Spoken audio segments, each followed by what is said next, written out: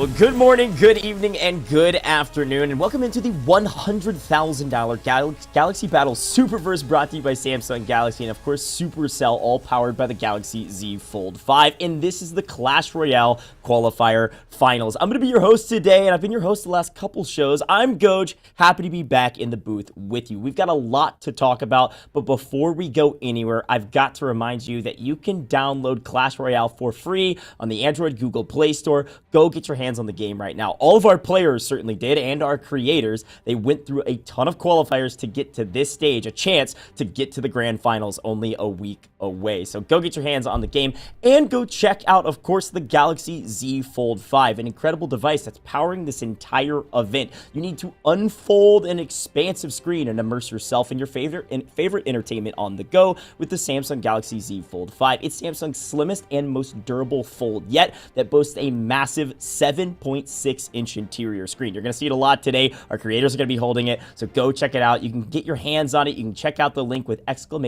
!Galaxy Z Fold 5. That's the command in the live streams that are all over the place right now, or just head down to the link in the description below if you're over here on YouTube. And speaking of YouTube, you got to go check out Samsung's all of their social media accounts. You can see all of them down below me right now. Stay connected with Samsung. They always have incredible products they're talking about and events like this that they're a part of.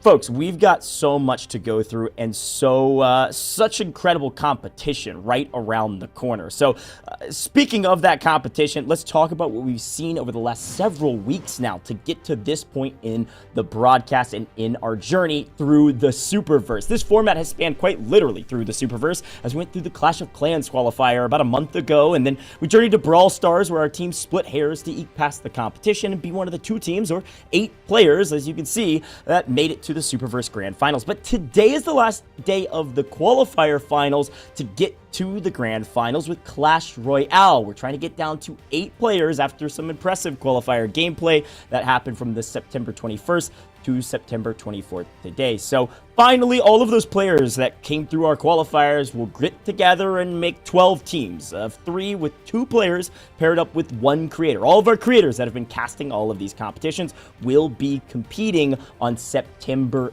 30th. You're not going to want to miss that. And speaking of September 30th, let's talk about our live streams because, well, of course, today is September 24th, and you've missed the other broadcast, but you're here today, 7 p.m. Central Time. We're live right now all across the place, and September 30th is where you want to be for the Grand Finals. That broadcast is a little bit earlier at 3 p.m. Central Time. You're not going to want to miss it because there's $100,000 on the line. Let's take a look at that prizing. This is all in the Grand Finals, of course, but if you get there, you're at least walking away with something. Even if you get last, you're walking away with a little bit of cash from making it to the Grand Finals because it was such a hard journey to get there.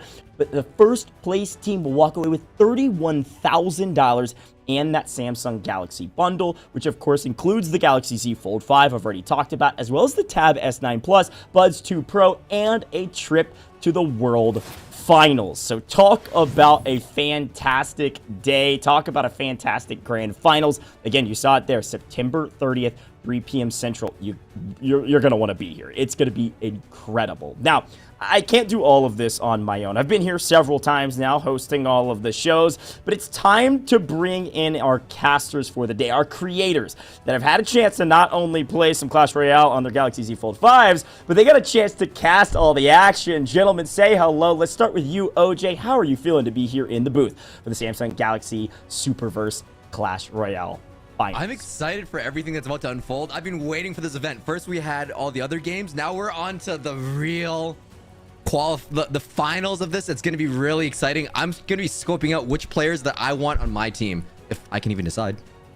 Yeah, well, look, that's the fun part, right? Because you're scoping out competition. You're going to be paired with some of the players from the Brawl Stars and from the Clash of Clans qualifiers. It's going to be super, super cool, and I think it's going to be a really tight competition. Speaking of competition, we got Juicy J in the house. Now, Juicy, I know you have some experience here in the caster booth. I was watching some of those VODs back. How are you feeling to be here and watch some of this competition?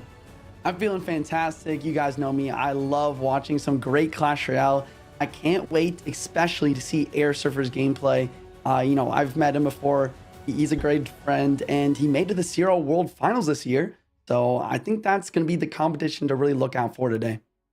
That's a great shout. I'm excited to talk about some of the players that made it through those crazy qualifiers. But Sir Tag, how are you feeling? Because I know you've got some incredible content out there on the timeline and on the YouTubes. But talk to me about what you're feeling going into these qualifier finals.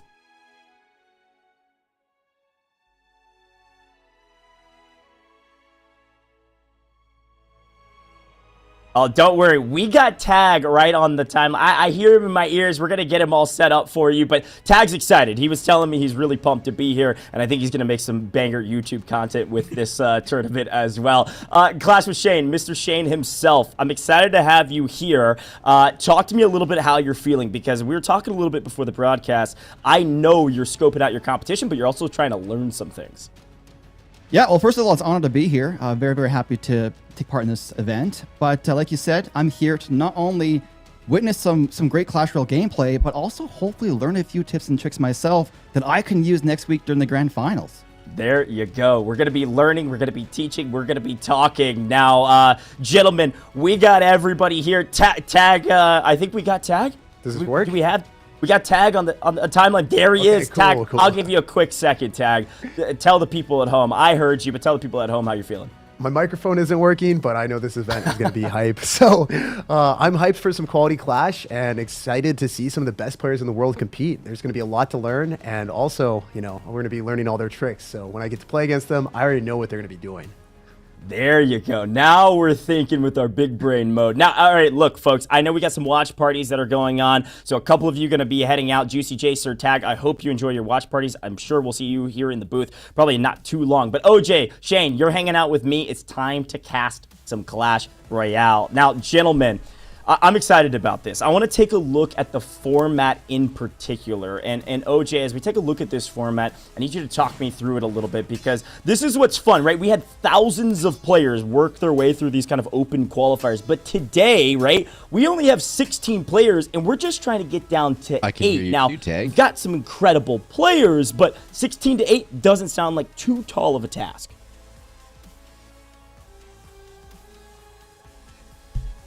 Now, OJ, I've got 16 going to 8. There he is. He's in here. 16 going to 8. Not too tall of a task. But when we talk about the format, this is what's fun about this format, is essentially a double elimination. Like, you can lose once and get away with it and work your way through the lower bracket. The goal is to win twice before you lose twice, OJ. I like it. It's going to be pretty straightforward. I think it's going to be a very exciting match. We've been waiting for the finals, and it's here.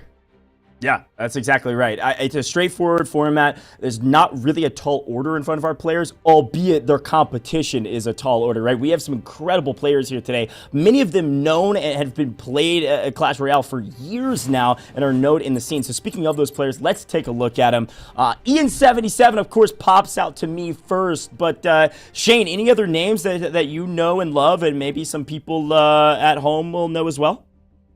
There's a few familiar names on there. I'm in particular interested to see what Ian does over here. He obviously is a fellow fantastic content creator for Clash Royale and also an extremely skilled player. So I'm particularly keen to see what he's able to pull out today. Yeah, it's a great shout. OJ, any names popping out to you? I see a lot of top ladder finishes here. Just amazing roster. Droy stands out to me, formerly known as Mr. Cena. He's a sleeper in this tournament. That's going to be something to look out for sure.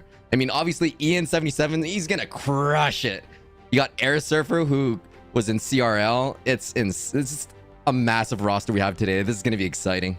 Yeah, a stacked roster. And maybe a couple names maybe that people at home don't know as well. Dr. Puerto Rico, I know I was talking to Juicy J, who knows a ton of these players, doesn't necessarily know that player. And there's a chance for some of these players to make a name for themselves in this competition. So let's take a look at the bracket and see some of those matchups. Now, we're going to be watching several of these, but not all of them. We'll have a chance to probably see everybody at some point. But I talked about the format before. Double elimination bracket. We've got the upper bracket and we've got the lower bracket. You've got to win twice before you lose twice. It's the best way to phrase it. And so you can see some of the matchups here. Ian77 going against Jorge at the top, and then down at the bottom, FF Mom against Dr. Puerto Rico. We're going to see several of these, but I want to show the lower bracket because you're going to see 4 players win out and qualify just by winning 2 best-of-3 matches in a row. But in the lower bracket, they're going to have to battle. If you lose out in the upper bracket, you still got a chance, but you got to battle to find the final 4 spots. Taking a look back at upper here, Shane, any matchups that you would really like to see or maybe excited to see the outcome of?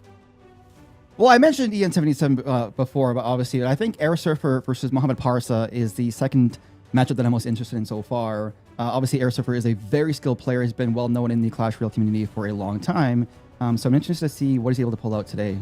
Well, you're in luck. I think we're going to see that one on broadcast, and I think you're going to cast over that one on broadcast. Oh, nice. Let's go. Yeah, that'll be a lot of fun. Of course, we'll be checking out Cheesecake as well before we send you guys off. So we've seen players, we've seen bracket, we've seen the format. We've talked through nearly it all, but it's about to be time for some Clash Royale. Now, OJ, I know both of you are incredibly talented and long content creators in the Clash Royale scene. OJ, talk to me a little bit about the meta right now, because I know some things shifted up about a week or so ago, or maybe a week and a half ago. What are we seeing right now in the meta?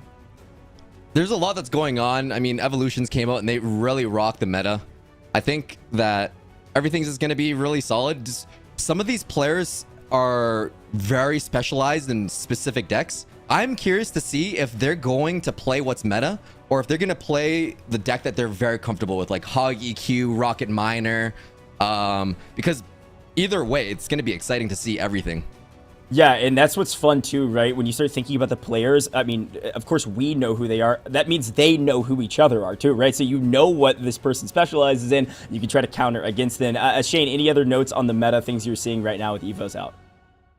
Well, I thought something that OJ mentioned was interesting is that how these players are so well known for a particular strategy, and I'm curious to see how they adapt those strategies to the introduction of evolutions, which have changed Clash Royale forever.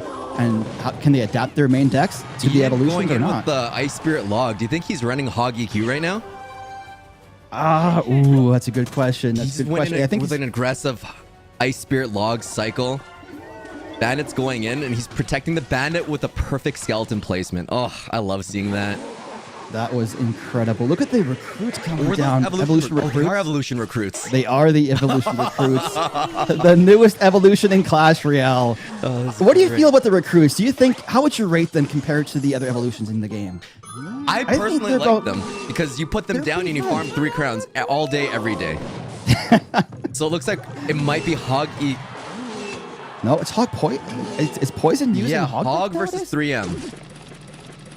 No, Miner Poison versus 3 Musketeers with the recruits, you figure.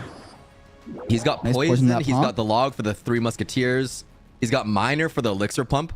This is looking a little hard for Jorge right now. Maybe maybe Ian knew that the 3M was coming up today. Really favorable matchup. I mean, I think the pro players can make any matchup work, but I think having the Poison Miner gives the edge to Ian so far. What does he have for these recruits coming in? Evolved recruits. Obviously, they don't charge until the shield is gone. Oh my goodness. But watch these recruits charge in. There's the Musketeers going down. Not even. Do we have a nice poison? With 3 Musketeer. That's the power of evolutions, baby. Poison going down. The heal spear gets taken out by the log, but the left side did connect and deal a lot of damage. Dude, those 2 recruits charge and like literally 2 Musketeer shots, and his tower's already at 1,000 HP. Oh, that was intense. That's spicy. That wouldn't have happened if they weren't evolutions. This is exciting gameplay. I love seeing evolutions. They make my tummy rumble. I love how we just said that, like, oh, the Ian's got the advantage with the Miner Poison, and then boom, 2,000 damage on his tower. Oh, the Barbarian evolution. Interesting choice. They are one of the top choices in ladder right now, so I'm not surprised to see Barbarians in here. The Barbarians are actually one of the decent counters for the Evolved recruits, but the Musketeers going in. Oh, nice place logs both the Ghost and the Musketeer. But this time, there's no Evolved rule recruits, so it's just naked 3 Musketeers in the tower. Ice Spirit perfectly counters the right side. Barbarians going in. The Evolved Barbarians are so powerful. Doesn't have the recruits ready to go. They're going to lock on that tower. Oh, there they go. The Barbarian and the Miner dealing all that damage. Oh, that was juicy. Dude, the Evolved Barbarians stack up damage so quick. This time, at the river. We're going to have to see how Ian's going to deal with those Royal Recruits. The Evolved Royal Recruits, no less. I mean, by the time I said that, cycle.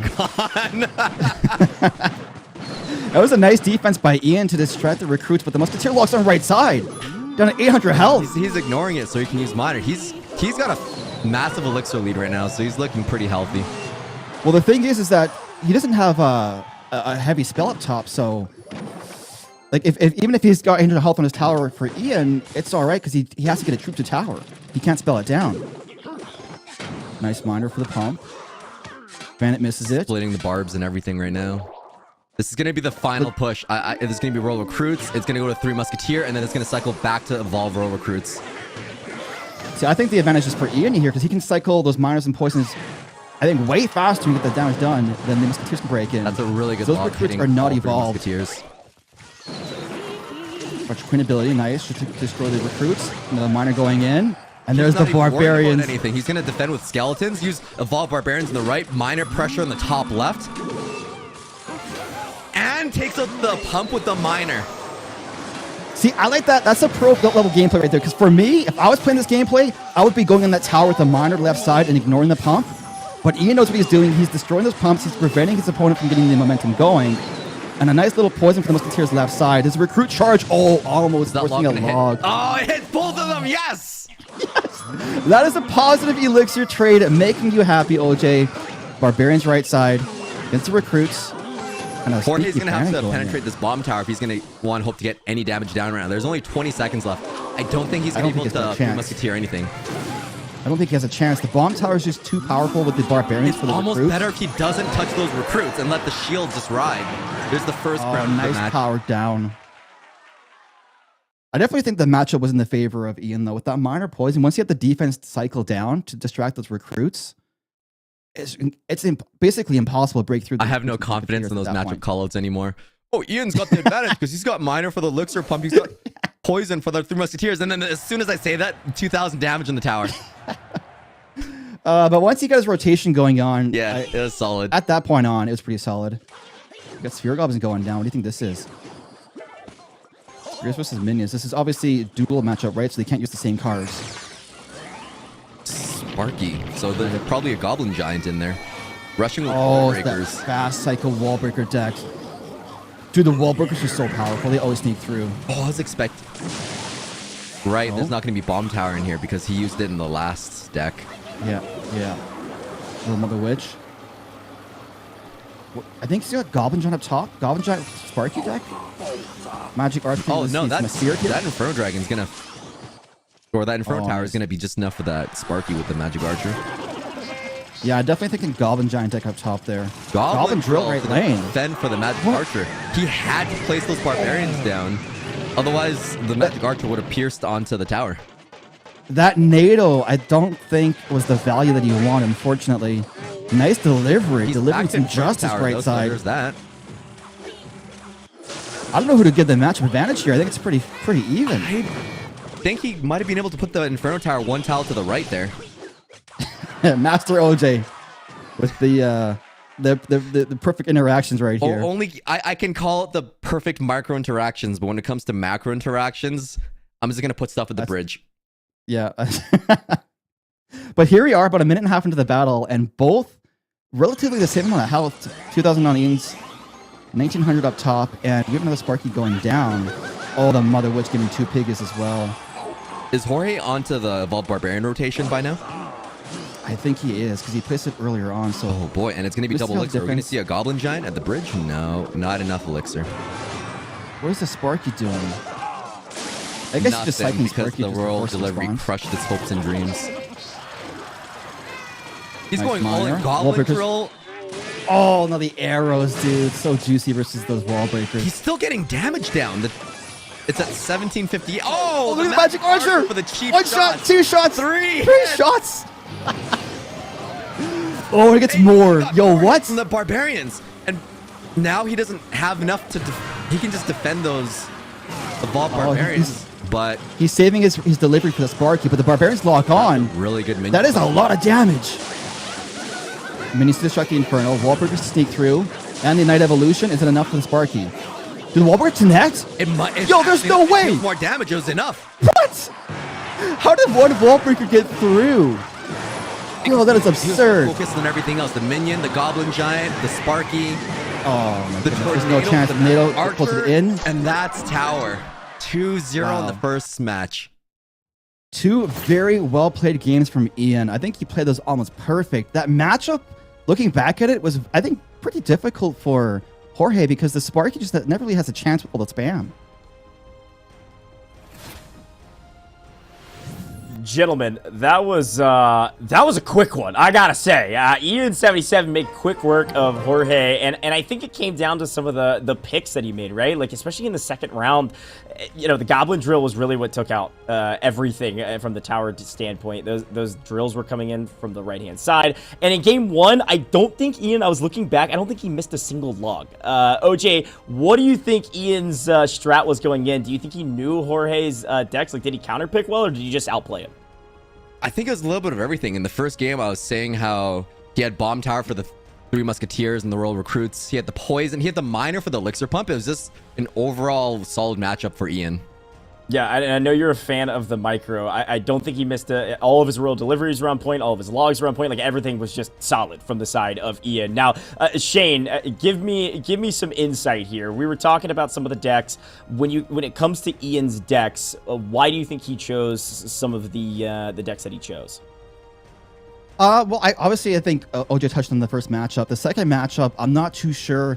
It initially, when I was looking at it, I thought, hey, it can go either way. But looking back at it and how the battle played out, I just don't see any way of breaking through with that Goblin Giant and that Sparky because there's so much spam, and you have to wonder, like, was that spam intentional? Did he know that Sparky was going to come down?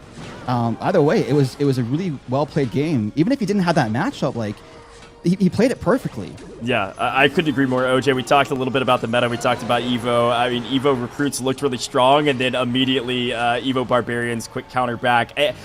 Talk to me a little bit about these replays. We're seeing the Goblin Drill here at the end. Everything just looked on point for Ian. That's where the wall breakers were just meant to deflect the Sparky attack, but one actually ended up connecting because Jorge was so focused on the offensive push because he knew he needed to really put everything all down for that one very moment. That's right. Quick look at the stats here across the board. Obviously, a domination here from Ian77. All signs pointing to him qualifying, but still has another match to go. Let's take a look at the decks here, Shane, because we've had a chance to talk quite a bit about them. Talk to me about what you're seeing. Well, I think we mentioned it before. That first matchup was just heavily in favor of the Minor Poison. There's just no way for Jorge to break through with the Musketeers and the Recruits. The Barbarians is such a solid counter for the Recruits and the Musketeers. You get Poison and Log and a fairly quick cycle. Whenever the champion is down, you have a 3-card cycle. So just, cycle Poisons and Logs, and it's going to just take care of those Recruits and the Musketeers every time. And then the Miner just prevents any sort of pump build-up. So it's a very, very solid deck choice from Ian. Yeah, let's take a look at game 2. OJ, talk to me a little bit about these. Now, we had a little peek behind the curtain what game 3 would look like. But game 2, I mean, obviously, drills went crazy towards the end. But what else are you seeing? Ian just had a very cycle deck that was just really hard to counter. The wall breakers were only 2 elixir. If anything connects, that's hundreds of damage in your tower. The drill is connecting every single time just because Jorge didn't really have any proper counters to that. And then the Magic Archer for the chip damage, he was putting down Magic Archer just perfectly every single time to get that extra 2 arrows on the tower. That's a great shot. Well, let's take a look at the bracket. They did it. Ian did it. He's moved on to the next round. But looking at the bracket, we'll be able to chance to kind of peek behind the curtain here. We've got Clown and Katori that's actually right below, which means Ian77 is going to be playing the winner of that matchup. So I'll be excited to see what could happen there. And if he wins that, Ian77, but you've qualified already for the Grand Finals. It's that simple. You just got to win twice before you lose twice. But we're going to be heading down this bracket. We're going to be taking a look at Air Surfer versus Parsa next. And we hit on both of these players here, OJ. Both incredibly talented, well-known in the scene. Air Surfer, I think Juicy J said best player in the US. Yeah, those were his words before the stream, and we'll have to see if it plays out because Air Surfer is, he's been well known in Clash Royale for a long time, so he's, I think, everyone knows how much skill this guy possesses, so we'll see. Yeah, and OJ, taking a look at Parsa, best Lava Loon freeze player is what Juicy said. So the problem is when you're specialized, like we talked about, likely you're going to see Air Surfer be able to counter that. It is. He's not going to be having Lava Loon for all the decks, so we're going to have to see what's going to really happen. It's going to be an interesting match. Yeah, okay, so I'll posit this question to you, OJ. What do you do if you're going against Parsa and you know they're going to specialize likely in game 1? I would play it safe and just have anti-air for all of my decks, just in case. Sure, yeah, you never know. You don't know if he's going to play Lava Loon. I'm not going to let the mind games get to me. I'm not going to have that anxiety build up. I'm just going to have anti-air for all the decks. Yeah, well, that's I'm not a champion. That's a great shout because you never know when he's actually going to play it. It's a mind games. Let's take a look at the game, gentlemen. Take it away, Shane. All you as we go into the deck pick. Thanks for that. Let's jump in here against Parsa and Air Surfer. Let's see if he does, in fact, have a Lava Hound. I think if it were me, I would just stack my first deck with all air defense. And then Your just hope first for the deck best. with all air defense? Going again with Wall Breakers. I love seeing this. Wall Breakers is such an interesting card. Whenever I face them, they just, no matter what I do, I could be spending 10 elixir defending them. One of the Wall Breakers always gets through to my tower, and I'm like, what? How is this happening? Nice little magic. It's going to be such a nerve-wracking match. Air Surfer's allegedly considered one of the best players in the United States. This is going to be quite a difficult match. Oh, look at that Magic Archer value, left side. Already at 2,500 health. Solid split lane push coming in with the Skeleton King right lane and his Skeleton Bear left side. Nice little delivery there, but it was a bit too early. Skeleton's locking on. The cannon cart popped before anything happened. He's going to have to eat that Dark Goblin damage. Do you think it would have been better to delay that delivery just a few more moments to destroy the skeletons afterwards, or? That delivery did stop the cannon cart from dealing a lot of damage, so I think what he did was the right play. Wolver's going in. Nice little Goblin gang from Parsa up top. Oh, and the poison destroys the Magic Archer. The damage adding up. At least the Magic Archer defended both lanes. This is an interesting little swarm deck with the Skeleton King, the Skeleton Barrel, and a bunch of spam. And you also have the poison spell to clean up the Magic Archer. Does Air Surfer have enough splash damage to deal with all of this? What do you think his last two cards are? There might be a bomb tower in one of them. We got delivery. Would you think another spell in there? We'll see. You think a spell in a defensive building? Wallbreaker's going in. What has he got? Oh, the mortar going down. That's Okay. a great placement that forced him to play the knight. Oh, almost got the king activated. Nice Magic Archer to finish the mortar off once it's distracted. And that mortar was placed in such a way that the Magic Archer couldn't get value. So I don't know if he did that intentionally, but that was a pretty slick placement in the mortar. That was calculated. Knight going in, destroys the Skeleton King. Oh, and he can't even get the ability off. And a quick Wallbreaker's left side, keeping him on his toes. Oh, one of them always connects. Now, if we saw the knight in the other lane, that mortar wouldn't be connecting at all, but because it's in the left lane, he's forced to use the Inferno Tower. And this knight here, with the shield ability, because it is evolved, destroys the cannon card. But Air Surfer forced to use an Inferno Tower against the mortar for a -1 trade. Wallbreaker's going to connect regardless of the Skeleton King splash. Woo! See, I told you, no matter what you do for the Wallbreakers, they always connect, and they do so much damage. Satisfying. We have an evolved mortar going down here for Parsa. Spawning out some goblins with each a mortar blast. Oh, and the there goes just the evolved mortar. Oh. Wallbreakers take out the evolved mortar. It took the entire game to get to that cycle. Dark Cup's not within range. It's not within range. It's so much value. Oh. You know what? The cannon cart would have taken it out anyways, so I think it would have been the same outcome. Oh, it's a greedy NATO, I'm sorry to say. I don't think he achieved what he wanted to achieve with that NATO spell. That's a perfect 4-1 placement, enough to pull the skeleton. Delivery here? Oh. So much spam coming in. I don't think Air Surfer has enough splash damage. If he had a bomb tower instead of the Inferno, it'd be a whole different story. You're saying though, Air Surfer's losing right now, but they're kind of equal in tower health. It's looking pretty good. Air Surfer is winning. The lead now with the damage on the right side. Oh, maybe it's that cannon cart with the pixel of health. That's causing him trouble, though. Oh my goodness. Oh, that was the value roll delivery.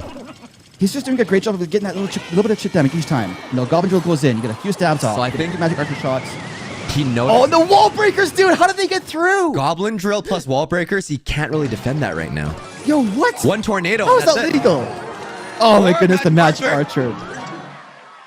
Dude, that's insane. The wall breaker's just like 1,000 goblins down. The wall breaker's just like, don't mind me. I'm just gonna make it through this tower and do 1,000 damage. Now let's see. You think match 2, Lava Hound's coming out? It's gotta. Because if he loses this, We'll see if Juicy is correct here. Juicy is our insider. But then if here, so if Air Surfer thinks he's gonna go Lava Hound, maybe Air Surfer's gonna go Lava Hound and he's gonna go counter Lava. No. Oh, there's the Lava Hound. There we go. Oh, nice spam left side. Does he ignore the Lumberjack? Oh my. He has to, right? Goodness, that's a lot of damage on the Lumberjack. Air Surfer knew. Well, he knew he was low elixir, right? He can only afford what, arrows? That was it. You know the options. So we've been Here, told Parsa capitalized. that he's one of the best Lavaloon freeze players in the world. Inferno's gonna lock on. Nice snowball there to distract the Infernal Dragon. It should lock on still though. Does he have a reset? He doesn't have a reset. Should lock on, and the freeze goes down. That tower's destroyed. Goodness. The freeze Inferno Dragon. Yo, It's not even a minute into this game yet. That's ridiculous. dude, the freeze came out of nowhere, but you kind of have to be expecting that, knowing that he's gonna use lava freeze. Nice blue for that mortar. Shoot. Mortar with one tower down. This is going to be an uphill battle for Air Surfer. Oh no. Look at that rush, the goblins and the lumberjack. And there's still a chance here. It's at 1500 HP. He's going to have to get to that evolved mortar to deal any damage to get through at this point. See, Air Surfer's running a deck that typically just gets one tower. Like, Parsa has the edge here now with one tower being down and a beatdown strategy. Yeah, you can put evolved barbarians in the pocket, Lava Hound in the pocket, balloon in the pocket, and he's going to have to use mortar defensively. All these pockets now. Infernal Dragon left side. Battle of the Infernos. Mortar going in. Oh man, there's no way. Wait. The only benefit is that he only has 2 ground cards, Goblins and Barbarians, so if they're out of rotation, he's got no distraction. Balloon by itself. Parsa wasted his air defense. That was a really great snowball on him. And now the biggest thing is that Air Surfer has an evolved mortar that will come into rotation very soon. Wait, I just realized Air Surfer is a mortar and balloon deck. What? Right? What is this? What is this deck? Every time he's going in with Lumberjack when he goes Lava Hound. That's a smart play because it forces an immediate response. Yeah, the lock on that tower might go down. Ground troops. Oh, and the Lumberjack rages up the goblins that spawn from the mortar. Is it possible to defend this with just Musketeer Inferno Dragon? Oh my goodness. And here we are saying, oh, there's no way that mortar's going to lock on when the tower's down. And he succeeds, destroys the tower. A mortar goes in here. Defensive mortar. It's going to absorb nice freeze. 2 balloon hits, but it's still going to get through. The arrows were a little bit late. It's not over yet, though. Oh, but the Barbarians and the pups lock on. Air Surfer is out of elixir. Barbarian's going to lock on, and that's the second tower right there. Unbelievable that I noticed the Lumberjack went down at the last moment of the King Tower, and it distracted the Barbarians, but not the one next to the tower that was weak. I'm wondering if he would have placed that Lumberjack 2 tiles to the left, if he could have defended that tower. And now we have the third match going in. Obviously, no more Lava Hound available.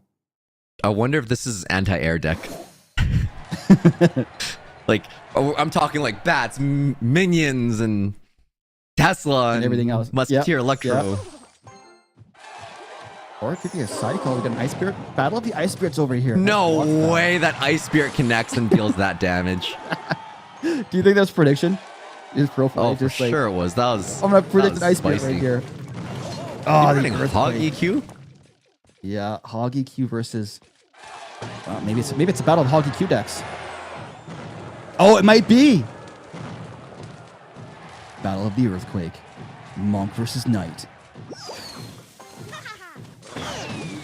I love seeing the evolutions in all these deck picks just because it just makes sense to have them.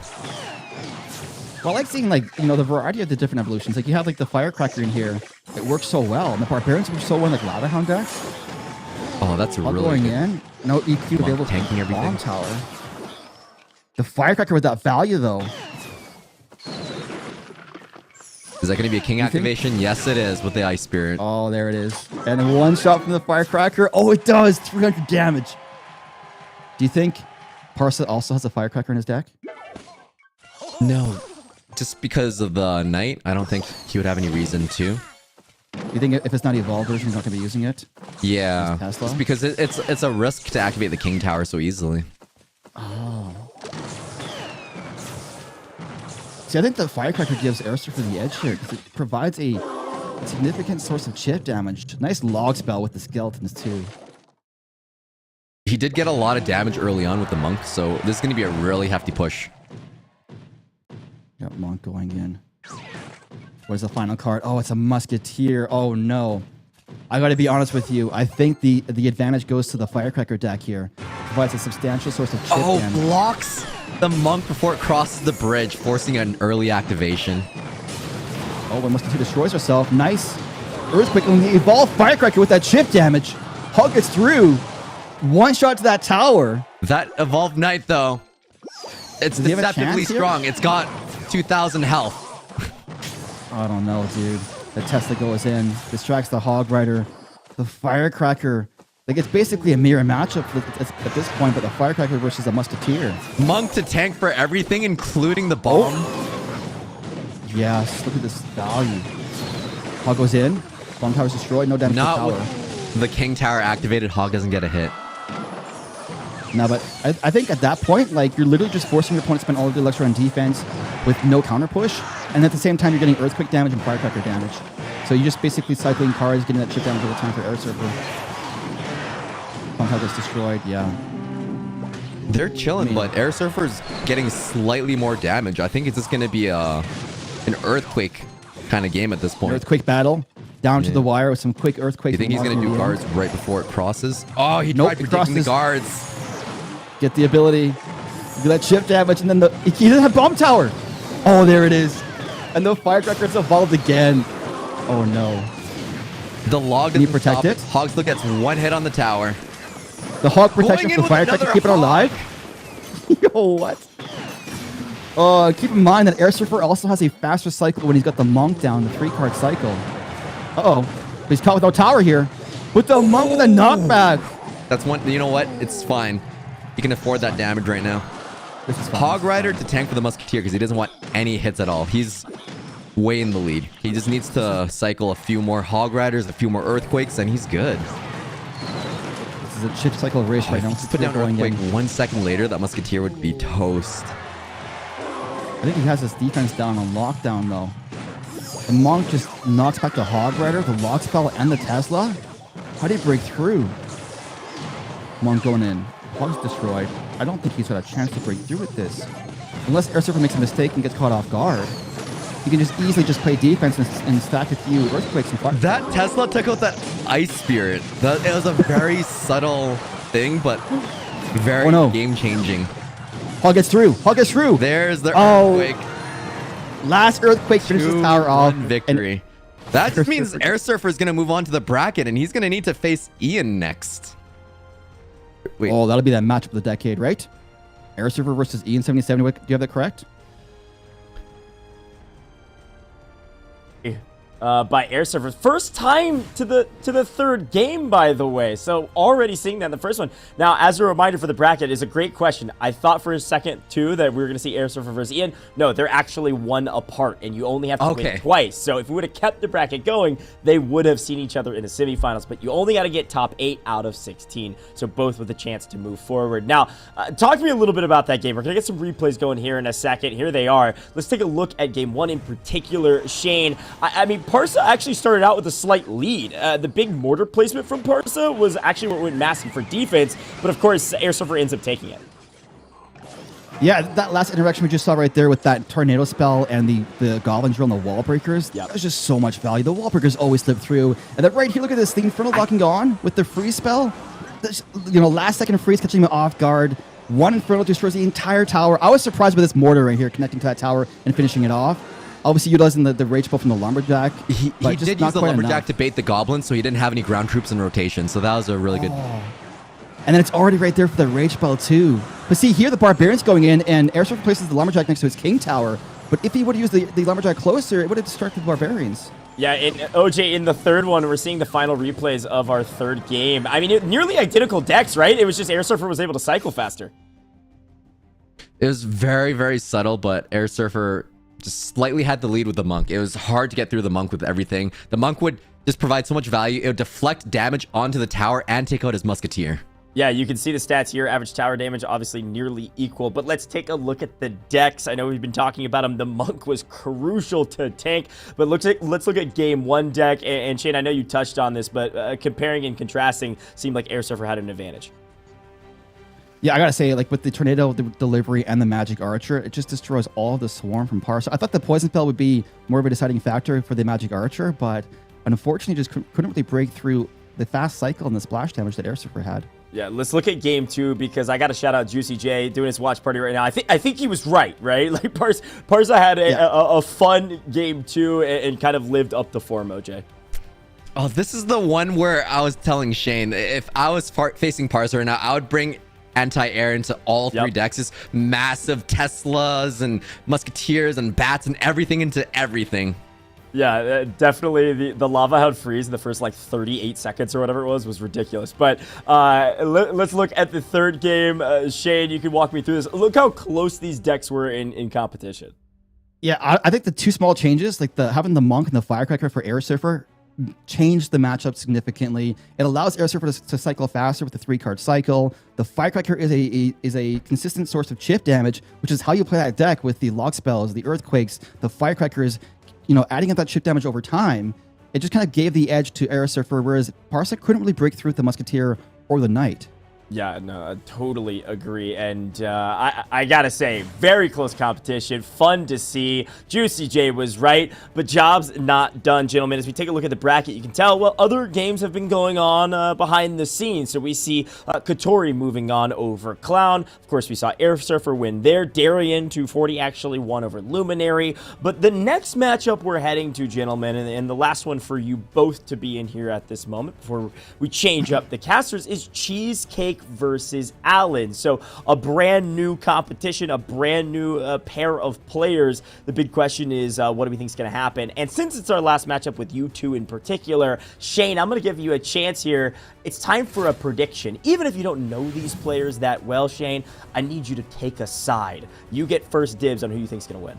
Okay, well, I'm gonna choose Cheesecake just because cheesecake is one of my favorite desserts. So, Okay. I gotta go. You gotta go with the cheesecake. OJ, what are you thinking? Are you going with Cheesecake or you go with Allen? Cheesecake is a solid player, and we've been told that Allen has coached some players in CRL, so it's gonna be a force to be reckoned with. Okay. I can't pick. Okay, fine. You can abstain. I'll go with Allen. I'm a coach myself in a number of different things, and so I will stick with the coach mentality. High IQ plays, right? Like, OJ might have the micro down, but Allen's got the macro strategies. There's no question about it. We'll see who's going to be right here in just a second. That game's about to get started. Okay, we talked predictions. We talked players. We know a little bit about these players. Gentlemen, I know you've got watch parties. I know you've got content around the block. Let's talk a little bit about the Galaxy Z Fold 5. I know you've both had a chance to get your hands on the device, an incredible phone, and one of those things that a lot of your creators need. Talk to me about the micro here, OJ, because I know you're a micro guy. Galaxy Z Fold 5, feel pretty good? It's amazing when you fold it out, got a massive screen on there. It makes a huge difference for gameplay. Clash Royale, I can actually place down the units with my fat fingers. Look, it's like carrying a mini tablet in your pocket. It's an amazing device. It's one of my favorites. Yeah, that's what I was going with. I was not implying you had fat fingers, but I was implying the micro is certainly easier, right? 7.6-inch screen. It's gigantic, so you got plenty of room to work with. And if you don't want it to be that big, you just fold it up. It's awesome. So we'll see, of course, you guys being able to use those later. You're going to be competing yourself, but take it away, gentlemen. It's time for the games. OJ, let's take a look at it. All right, what do we have here? All right, Cheesecake. I'm team Cheesecake. I love this dessert versus You love Allen. this dessert. We don't have much intel on if they like any special decks, because Parsa had, we knew Parsa was going to pull Lava Loon. Oh, we got a Lava Hound already. Lava Hound's a difficult strat, and more wall breakers. Oh, I love when wall breakers connect. That's almost 1,000 So damage on the bat. It's so satisfying for 2 elixir. It's gonna be one of the more like the highest like elixir per value or per damage value in the game. Interesting Inferno. Minor. Oh, but it's power though. Archer, what? Oh, what? Oh no. That's Do you think a that was really calculated? good kite on the Inferno Dragon, but now he's got to deal with that. I mean, it is some good damage. The miner does lock on that tower. I'm not too sure if he wanted that magic archer destroyed. I assume he did. But it's still 1,000 damage. Turns just enough. He's got no spell. He's gonna sacrifice that damage, dude. Oh, the Infernal Dragon right side of the Skeleton Dragon. Cheesecake seems very, like, you know, very risky here. He's willing to sacrifice a lot of tower damage to get that push going on. Will it pay off, or will it take a bite out of his strategy here? Do you see what I did there, LJ? That's bite because it's Cheesecake. Oh, jeez. So we're seeing Evolution Knights on both of the decks right now. It just makes me wonder what we're going to see next. Are we going to see Barbarians, Firecrackers, Royal Recruits, or no Evolutions? Oh, could you imagine just no Evolution for a battle? I want to see Evolve Skeletons. There's the Knights going down. All going in. Yeah, there's no way that there's no Evolved Skeletons. I want to see the winner of this entire tournament use Evolved Skeletons. Oh, issue a challenge. Wolver's going in. Cheesecake's got no answer. Oh, is it the Goblin Drill? Look at that minor damage. That Goblin Drill, or that Goblin Cage, was worked out perfectly because it got one stab with the miner. But he's going to ignore that Magic Archer completely on the right side now. That's... Oh, King Activation. King Activation. King Activation. Let's go. That is valuable. See, Alan is doing a great job keeping the pressure up. Like, Cheesecake just does not have an opportunity to build a push. Right now, But Cheesecake doesn't have anything cheap, and he knows he can't afford to have that wall breaker right that connects, so he wasted his Evolution Knight. Oh, nice Zap spell. It's locked on. That's tower down. He's got no chance, right? Oh, man, that was an expensive... Alan does not have a heavy spell. He's got Goblin Cage for the wall breakers. Wall breakers die? Oh, no. He needs to. Alan has no heavy spell, though. He's got no heavy spell to finish the tower off. And a miner, though. Fireball out of the way. There it is. There's the fireball. One more hit, and that's it. He's got no chance. Oh, man. Cheesecake with the last second comeback. Massive Lava Hound push. Takes the first round. What deck are they going to have next? I want Evolved Skeletons. I want to see Evolved. What do we got here? Royal Giant. Evolved Royal Giant, yes. Unfortunately. Going to be Barbarians, my prediction. Barbarians or Recruits. Two cycle decks. Guard going in. Every time I see Ice Spirit, I think of Hog Rider, even if it's not. Just think of Hog Cycle. Yeah. Nice snowball. Oh, there is the Evolve RG. Let's go. Firecracker versus Royal Giant Evolution. Evo RG? We haven't seen that this entire tournament. Okay. Nice fishy boy. Oh, That's he knows King he's Tower not doing and King closing the activation, Hog so he Rider. put down the skeletons. Oh, well, he activated with the Firecracker anyways. I think he used the Fishman there because he wanted to distract the Firecracker. And too. the Monk is tanking for the Royal Giant right now. And oh, no, that's actually going to lock on. He's going to lock on. He doesn't have a lock spell. Oh, the nice arrows to start the guards, too. Oh, he needed those guards. See, normally you see a lock spell with a Hog deck because you lock that RG away and it gives you so much more time, but he's got a snowball. Interesting choice with this deck. See, Alan says he's in trouble right now because RG. he doesn't really have much to address. Evolved Royal Giant versus regular Hog Rider. Fishman to pull the Valkyrie away. I'm surprised he chose to sacrifice that Hog damage, but in the end, that RG's going to destroy that tower. Yeah, there was a King activation, so you didn't need to worry too much about that Hog Rider.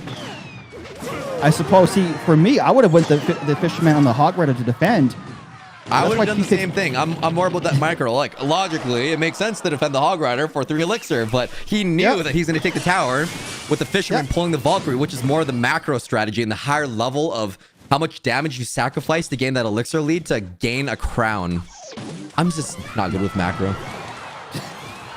One more Hog going in. Does he have an answer? Nice snowball there. He sacrifices the damage. RG going in, and that it should be able to break through the Tesla quite nicely. Oh, with the Ice Spirit and guards. Spirit and guards. No hits. Oh, going with a spicy Electro Spirit Phoenix defense. Is he going to do a Royal Giant in the pocket now? He's got. I totally would. He's got. See the RG. There it is. There it is. It's so powerful. He's not going to after spending a Phoenix on guards. With that knockback, see, look at that damage, dude. Oh my goodness, it's so good. And the Luxbill to finish it off. I like the combination of arrows and logs to finish off the Evolved Firecracker. Obviously, no, the Monk here should knock away. The wasted snowball by Alan, too. He was predicting a Fisherman. Knocks it into the tower, but that still wasn't enough. Phoenix Skeletons, Monk is way too much damage. There's the ability, and that's going to be a game. Cheesecake taking the match. There we go. Wow, going with the arrows to completely defend the Hog Rider. All right, so now we know. Just vote with your stomach, and you should be right. Cheesecake taking the victory over here. I wonder what kind of flavor. Cheesecake. Gentlemen. My coach failed me, unfortunately. Vote with your stomach. Shane, look, I don't mind the take. I thought at the first, though, like in game one, Alan actually looked really strong, right? Was honestly dominating up until the massive push by Cheesecake. I mean, OJ, you said something about, hey, all of his units are cheap, right? Like he had an opportunity to cycle. What was Cheesecake's strategy there that was able to make that final push to actually break the tower? It was just the fact that he ignored the Hog Rider so that he could use his Fisherman to pull the Valkyrie that he was using for the Royal Giant. So he sacrificed a little bit of tower damage to take out the other tower. And me and Shane were like, oh, we would have used the Fisherman to defend the Hog Rider. Yeah, let's look at those replays, Shane. Talk me through game one in particular, right? Cheesecake made a late game push that was dominant. And it was crazy, too, because you saw these towers go so low on the side of Cheesecake. Yeah, so Alan does such a great job of maintaining pressure the entire battle, basically never letting Cheesecake build up a massive push, because you see what happens here. If he does get one opportunity for one push, that's all it takes. And so he was able to get it through in the very last moment of the gameplay in double extra period. And that's all it took to win the game, because Alan didn't have a heavy spell to finish that tower off right lane. And here obviously is the RG and the Fisherman that we mentioned earlier. RG just going in and then denies the Hog Rider with that Monk. And then the prediction snowball, which didn't really translate to anything. I think he was thinking that Cheesecake would use a Fisherman there, but it didn't quite pan out the way he wanted. Yeah, let's take a look at these stats for just a moment. Of course, it's a domination here from Cheesecake. Very well done to take down the coach, Alan. Now, Alan's journey is not done yet, folks. It is double elimination today. We got to have 8 players qualify. 4 will come from the upper bracket. 4 from the lower bracket. Could still see Alan. But let's take a look at that brackets. The decks first, if we can, to see game 1 deck in particular. OJ, take me through it. It was pretty solid. Cheesecake had the Lava Hound, and he just went through everything. Alan didn't really have much to answer other than the Bomb Tower and a Magic Archer, but he did use the Tornado to activate the King Tower, just using whatever he could at that moment. Yeah, let's take a look at game 2 here with Shane. RG. I mean, Royal Giant was really the dominating factor here, and it didn't seem like Alan had anything to protect against it. Yeah, it's funny because we kind of called it out beforehand. I was like, I want to see a Revolve or a Giant. Next, it comes down and dominates that matchup. Just a very well played game, and obviously, like with the RG breaking through the evolution, the Tesla just isn't enough. And then the Monk is such a strong counter for the Hog Rider. It's a very difficult matchup for Alan to kind of break through.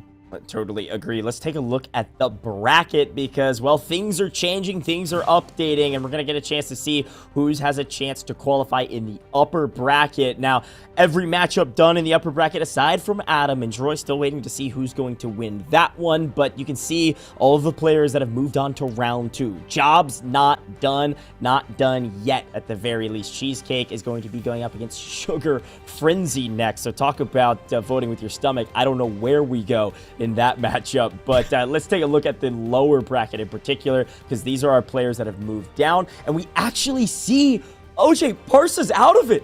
Lost in the second round, in the first round of the lower bracket, the second round overall. Luminary getting the better of that matchup. Already eliminated, but Luminary is gonna be facing whoever's gonna be in the first one. That's gonna be an interesting matchup. Yeah, you'll see somebody actually drop down from the upper bracket if they lose in round 2 of the upper bracket. That's who drops down to face Luminary. So a lot still to be decided, but so far one player already fully eliminated, a couple players poised and ready to go. Speaking of poised and ready to go, gentlemen, before I send you away, I do need to talk about a couple of different Samsung products. We've talked about the Galaxy Z Fold 5. It's incredible. We've talked about it. We've shown it. But we also have some other Samsung products we want to highlight, the Samsung Galaxy Tab S9 Plus. One of the things that you can actually win if you win the grand finals, but you can actually just go get your hands on it. You want to, because you can discover a world of endless possibilities with the Samsung Galaxy Tab S9 Plus. It's strengthened by Samsung's mightiest processor, and you'll have the power to unlock and inspire greatness with the Wi-Fi connectivity and enhanced durability. Go check it out. The link is in the description down below. You can also head over and type in the command on YouTube and all of our live stream channels, the ! Galaxy Tab S9. We'll pull up that link for you. It makes it easy. And speaking of our live stream platforms, we're live all over the place. You got to go check out Samsung and stay connected with them. All of those links are down below as well. Go get involved. So many different products, beautiful products that our amazing creators were showing off, as well as a ton of different events. Now, folks at home, we are going to take a very short break here in just a moment, but up next, we have our next match, okay? One more matchup to be decided in the upper bracket. We're going to shift some things around behind the scenes with our creators, and as we do that, we will head to a very short break, but don't go anywhere. We have a ton more going on behind the scenes and a ton of more matches to show. Really excited to see who our final 8 players will be that make it to the grand finals on September 30th. So don't go anywhere. We'll be right back in just a moment. Jack and I are here right now to announce something very exciting. Drum roll, please.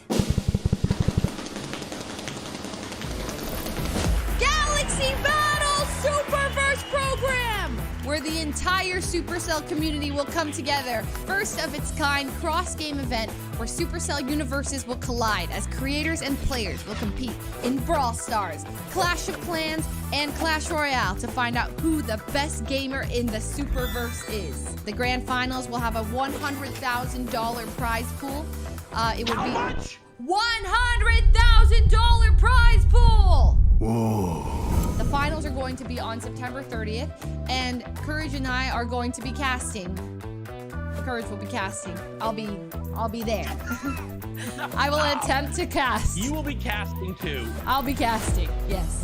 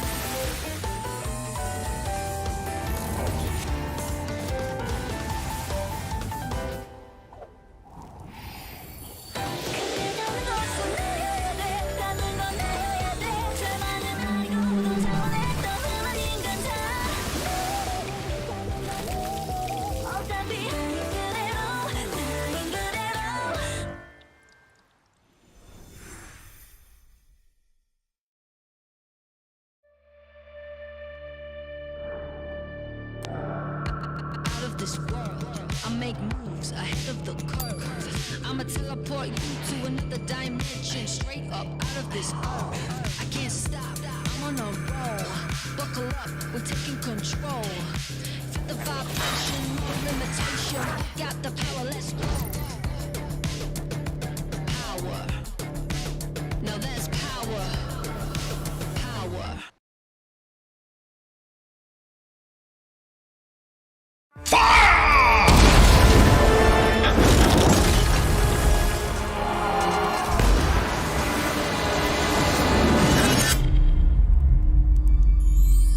We need to work on your strategy, sire.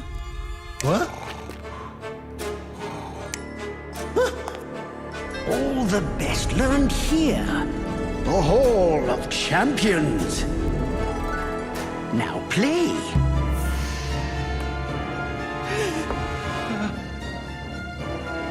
Yes. See the whole board. Or field.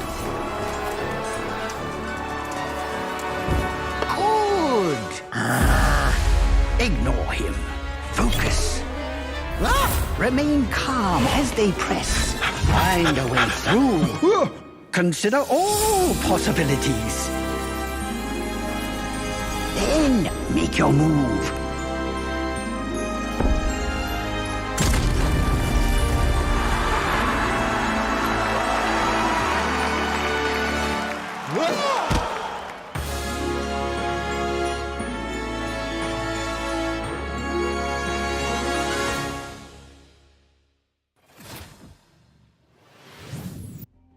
At home, welcome back. The $100,000 Galaxy Battle Superverse, brought to you, of course, by Samsung Galaxy and Supercell, all powered by the Galaxy Z Fold 5. The Clash Royale Qualifier Finals. We've seen several matchups, and now we've got Juicy J joining me and Shane. Juicy, what'd you think about those first couple matchups?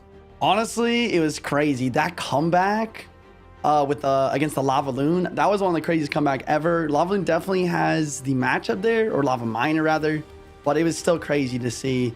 I mean, my whole chat was spamming Alan choked, Alan choked. I was like, no. Poor Alan. Look, I was cheering on Alan too. Now, Shane certainly was not, but in game one, Alan really did well, right? Like, we talked about it a little bit on broadcast just a moment ago. I think both those towers got down to like less than 500. It was like 440 and 240 or something like that, and it was just that massive push at the end by Cheesecake that really set him up for success. So it was fun to watch. Now, we've got a couple more matchups coming down the line as well, and Shane, as we take a look at this bracket, we're going to be talking about the matchup in particular that we're going to be starting with before we move on to some of these round 2 matchups, right? We still have one more to solve, and that's going to be Adam and Droy. And any thoughts on this matchup, Shane? Well, I'm curious to see, because OJ mentioned that Droy was Mr. Cena, and I want to just see what this is all about, because I'm not too sure what to expect here. So I like kind of going in and, waiting for a surprise. And I think that's going to be an interesting match. Yeah, should be a fun one. Juicy J, what you got for me? I know you're the big brain Clash Royale guy, so what are we thinking on this matchup? Honestly, I know a lot about Adam. He's a fellow TikToker, and he plays E-Giant. He's a fellow E-Giant player as well. A lot of my chat was saying that he doesn't know anything else to play other than E-Giant, but I'm not sure if that's true. I'm definitely interested to see what else he brings to the table here in this best of 3. Yeah, and that's the key talking point we've already discussed, right? Like, when you have one specialty, you know it's coming at some point. The big question is when, right? Like, you might not even throw it in game 1. You maybe save it to game 2, like we've already seen. And so it's this kind of game of cat and mouse, this chess game of these players trying to predict what's going to happen. I mean, Juicy, what would you do if you're going up against Adam when you're trying to pick your decks? Honestly, I would not play E-Giant first game. I would wait to see maybe a couple E-Giant counters come out, because it is duels formatting. So if you see maybe Mini P.E.K.K.A in a big building coming out right at the beginning, you don't want to use the then maybe you can use the E-Giant after you've seen those. Well, let's see what happens. Take it away, gentlemen. All right, Juicy, let's go into this. We got Droy and Adam. You mentioned that E-Giant might be a factor here. Absolutely. Adam, very good with E-Giant. He's been using an E-Giant variation with Electro Dragon this season, which has been pretty crazy. Yeah. Is E-Giant still like really strong competitively, or is it just like an interesting kind of like unique strategy that Adam like has perfected? Honestly, E-Giant's kind of falling out of the meta with the Evil Barbs and also just the other quick cycle decks with like the Magic Guard Tornado with the Bomb Tower and all that. But, if you're an E-Giant one trick, you play E-Giant. That's just kind of what happens sometimes. We'll see if it is in fact in here right now. We got Skeleton Dragons going in, destroying the Firecracker. Hog, Snowball again up top from Roy. And it appears that Adam's running some sort of beatdown strategy. So we got Fast Cycle versus beatdown. Fast Cycle versus beatdown. Yeah, it looks like Adam's using Lava Hounds here. That arrows Shane gonna be doing so good versus these Firecrackers. I'm pretty sure Droy's only air defense is just the Firecracker, unless maybe he's got Inferno Tower, which is gonna be so difficult for him. Oh man, we'll have to see. But that Hog Rider connecting already at 1400 health. Of course, we've seen a Lava Hound deck come from behind earlier on. And so you can never really count them out with those beatdown strategies. All they need is just one moment, one massive push, and the game can be theirs. Firecracker going in. And there's the Inferno Tower. Oh no, it's locked onto lava too. And the Valkyrie for the Barbarians. Yeah. Oh my goodness, dude. This is something we've seen in CRL a little bit. Like sometimes you play Augie Q, but you're very weak versus Lava Hounds. So you put that Inferno Tower in. But then you're weak versus the Evil Barbs, so we actually see that tank slot put in with the Valkyrie. And the Valkyrie covers all the bases. I mean, this is a great deck pick from Droy here. Yeah, it's fantastic, especially paired up with the Ice Spirit and the Snowball to just knock the Barbarians away, giving your Valkyrie time to destroy them before getting destroyed herself. Yeah. While going in, getting a few shots to that tower. I don't know how Adam's going to set up here. He goes for the Obviously, the balloon. Firecracker. Oh, that's a nice prediction of the Valkyrie versus the Miner, keeping the Firecracker alive. And that The Snowball. balloon is in front. Oh, no. Yeah, that's Snowball. I mean, you talked about it earlier, knocking back the barbs, but look at it, knocking back the balloon there, just getting so much value. And this Hog Rider is so hard to stop. Barbarians do the job, though. They get the job done, but they're so heavy for a cycle that, you know, Droy can just get back to another Hog Rider quickly before the Barbarians are back.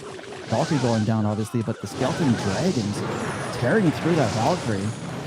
And a nice Earthquake from Droy. Yeah, Ice Spear gonna freeze up a little bit. EQ just gonna be cycling out here. As long as he doesn't make a big mistake and let this Inferno Tower get broken through with maybe like a Zap, I mean, he should be able to get this game in the back. Arrows come down. Maybe a Zap comes down that Firecracker, but it's just not enough. I don't think this is gonna happen here for Adam. Oh, but the Barbarians going in. One of them's alive. Miner's tanking. Oh, not quite. And the Hog goes in. There's no way he stops that. That is for Droy. Tower goes down. Unfortunate matchup. That is a very difficult battle to get anything going on with that constant pressure of the Hog Rider and the Firecracker. Yeah. And honestly, like, you just can't break through that defense of the Snowball and the Inferno. Yeah, the Inferno was honestly the MVP of that match. It doesn't seem like it. The Firecracker definitely got a decent amount of value as well, but that Inferno just kind of prevents any sort of big lava push from happening. Even with that Zap, you almost need a Lightning to be able to break through such a tanky building. So now, are we expecting an Electro Giant in the second match here? He goes for Second round. Yeah, he goes for the Gold Knight and the Knight. So I mean, it's possible, but I would say maybe more likely we could see a Drill Executioner deck from Adam here. Golden Knight. Fairly commonly used with Electro Giant, but it could be a drill deck. Nice Skeleton Destruction and no waste of the ability there. And the Goblin going in. Okay. Yeah, Minor Cycle versus Goblin Drill. You are very much correct there. But does he have the Nice drill Fireball going in. though? Yes, he does. Oh, he does. Oh, no. Dude, the Goblin Drill, like, there's no way to defend it. If you got the Fireball, like, it just knocks everything away. The Goblins instantly lock on. Yeah. It's just, like, consistent chip damage. Miner in a similar kind of boat there, but Adam's actually got great Miner counters here. He's got a NATO, making it so the Miner can only be placed on one spot to prevent the Kint activation. And he's got the Knight, the Gold Knight, and even Goblins here to pick those up. So maybe Adam could be in a pretty good situation, especially with that Evil Knight. Does such a good job of tanking Archer Queens and stuff like that. Well, the question here is, how does Droy stop the Goblin Drill? Yeah. You know, he only has the Fireball, or the Barbarians. If you use the Barbarians, he just Fireballs them down. Otherwise, what? You have the Skeletons, they just get destroyed. Honestly, So what do you have as a defensive option? it's a great question. Honestly, the biggest thing that you can do here is utilize that Fire Spirit. For example, you can go Fire Spirit, kill the first Goblin, and then log the entire drill out. Or you can go like Skeletons or Fire Spirit after you go for that log to kill that first Goblin, as he just did here.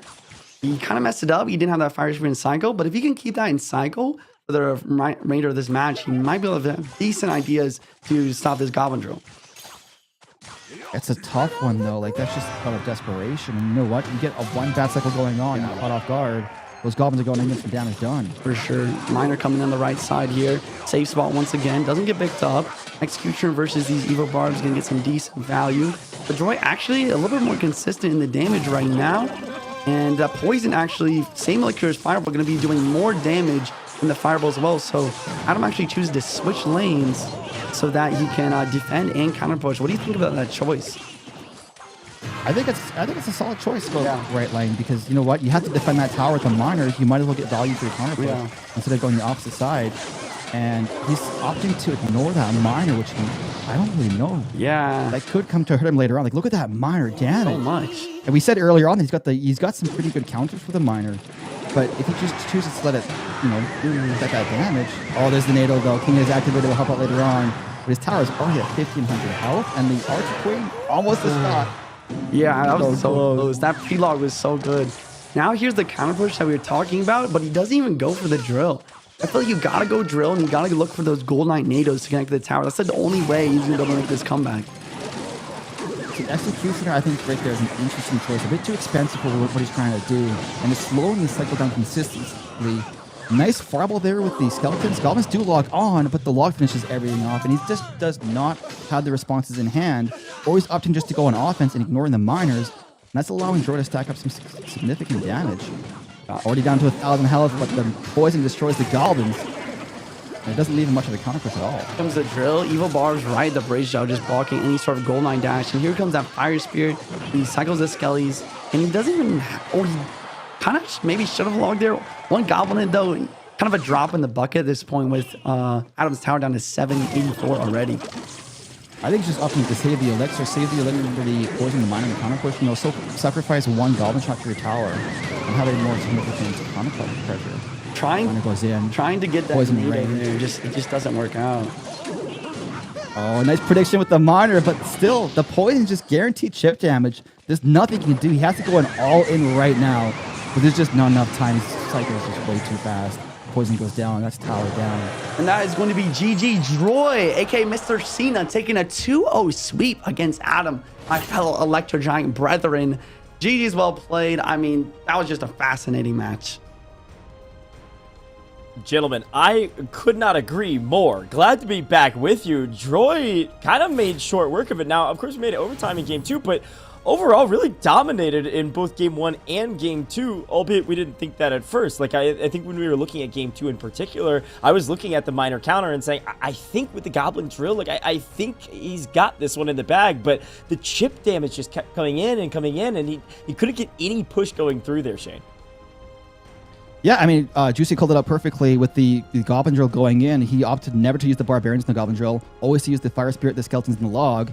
And so you basically perfectly answer the Goblin Drill, keep the Barbarians for offense, and Adam never really responded to the miner, so the damage just continually stacked up. Yeah, let's take a look at those replays, and Juicy, talk me through some of these, of course, looking at game 1 first.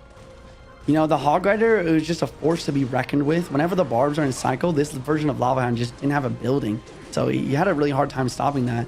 In the second match, it was just those minor poisons always getting value. Like Shane said, it just seemed like he was kind of under defending those miners sometimes. You know, he has decent counters, but so many times he just allowed that miner to get so much chip, and he was never able to get a good connection on offense. Well, quick glance at the stats. Of course, a dominating performance from Droy. Let's take a look at those decks, though, Shane. I want you to talk me through deck 1 in particular. Well, like Juicy mentioned, Adam does not have a building in his Lava Hound deck. It makes it almost impossible to effectively answer that Hog Rider. Your best answer is Barbarians. That's a 5-for-4 trade every time. Droy already has a fast cycle, so if you make that exchange, you're just going to be losing the matchup later on in the battle because of the momentum shift, but it's kind of unfortunate didn't have a building in there. Yeah, let's take a look at deck 2, Juicy. We already talked about it a little bit. Goblin Drills had a chance. I also will say the poison was something that was chipping away a ton of damage towards the end and picking up a ton of goblins. Absolutely, and that's a great call out. Really, when it just comes down to it, though, it's just that Fire Spirit being able to kill goblins. If you have an Ice Spirit, an E-Spirit, or Heal Spirit, when it jumps, it doesn't kill the goblin can get connections. The Fire Spirit kills the goblins. Whether you go log plus the Fire Spirit or go Fire Spirit plus the log, you're able to counter that drill very effectively. Yeah, it's a great shot. Well, let's take a look at the brackets because, of course, we've just resolved our round 1 match, our last round 1 match. Players are in round 2. People are moving on and getting eliminated down in the lower bracket as well. But here's our final update here for round 2. Every player that has won their matchup has moved on, and we've seen our matchups. Ian77 against Katori and so on and so forth. Let's take a look at the lower bracket, though, because at risk of elimination, seemingly a few players already eliminated here. Juicy, Jorge out of it. Parsa out of it. Alan has lost. No, the coach is gone. The coach is gone indeed. You know, I was talking on the watch party with my chat, and the thing about Alan is if you're a coach, you got to get those good deck picks. That's what a coach does. But it seemed like he did the opposite. He wasn't able to get those good matchups, and that's why kind of failed him here in the situation. Yeah, a tough shake for Allen, but not a tough shake for all of our competitors. Still, again, the rule of thumb here, Shane, is, of course, you got to win twice before you lose twice. We've got 16 players, 8 are moving on. Shane, here's my question for you. We talked a little bit at the beginning of the broadcast about how you're trying to learn a few things. What are some things we've learned on broadcast today, besides maybe don't pick like Allen? Well, first and foremost, I've learned I've got some pretty tough competition coming up next week. But you know what? I think I'm just learning how important your deck choice is, and honestly scoping out your opponent, knowing what their tendencies are, trying to craft a deck around that, because it can really come down to a matchup, and it can just be game changing whether you have it or not. Yeah, and speaking of those matchups, we got to take a look at our next matchup, Ian77 versus Katori. Juicy, I know you got a lot of intel. I think a lot of us all know Ian77. Talk to me about Ian as we get our game ready. I mean, this is kind of like a YouTuber match. Nate, the best minor rocket player in the world, he got number 11 in ladder last season, versus Ian77, the best hog EQ player in the world. Great players, both great content creators. This is one where it's like, I don't know which way it could go. Ian maybe a slight edge, maybe a little more experienced and competitive, but Nate's got a great chance. Well, let's find out. The game is ready. Shane, take it away, my friend.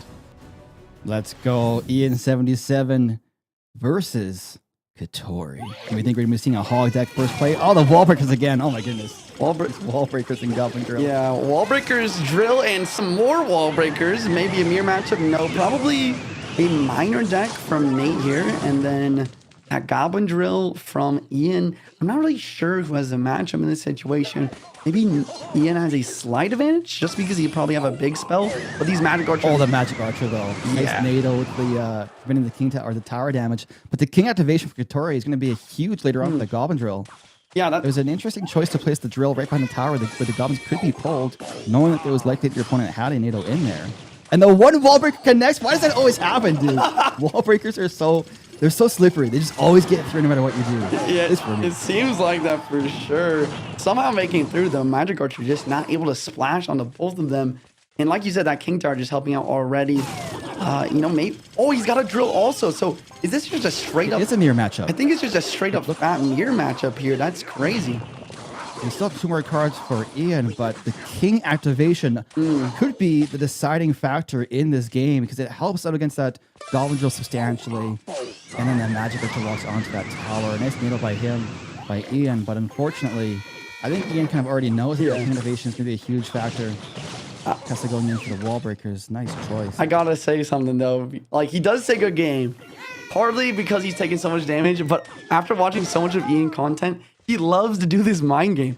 He says good game. Is it a mind game? Yeah, he says good game, but he's like, he knows that he's like lost if Nate plays well, but he's trying to get in his head to try and make him make a mistake. It's kind of like overly confident. You think it works? You think like if you're playing a game and someone's like, "Oh, good game," you're like, "Oh, I got this in the bag," and maybe you make a mistake. I don't know. I mean, I definitely could. I mean, he always does it, so maybe it has worked for him. Oh, nice King activation by Ian there. We'll see how it pays off in the end. The damage obviously stacking up. Nice choice to go opposite lane with the Goblin Drill.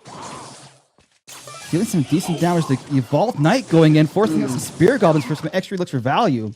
That net evolution is so devastating because with that shield, normally with a quarter health left, you can typically just ignore it. But with the shield on there, it's not taking any damage till it gets to that tower. And then it attacks so fast, so you have to answer it. Yeah, and I like how Ian's playing this to try to make the comeback. He knows that he needs to outcycle his opponent with the Knight to get that Evil 9 cycle.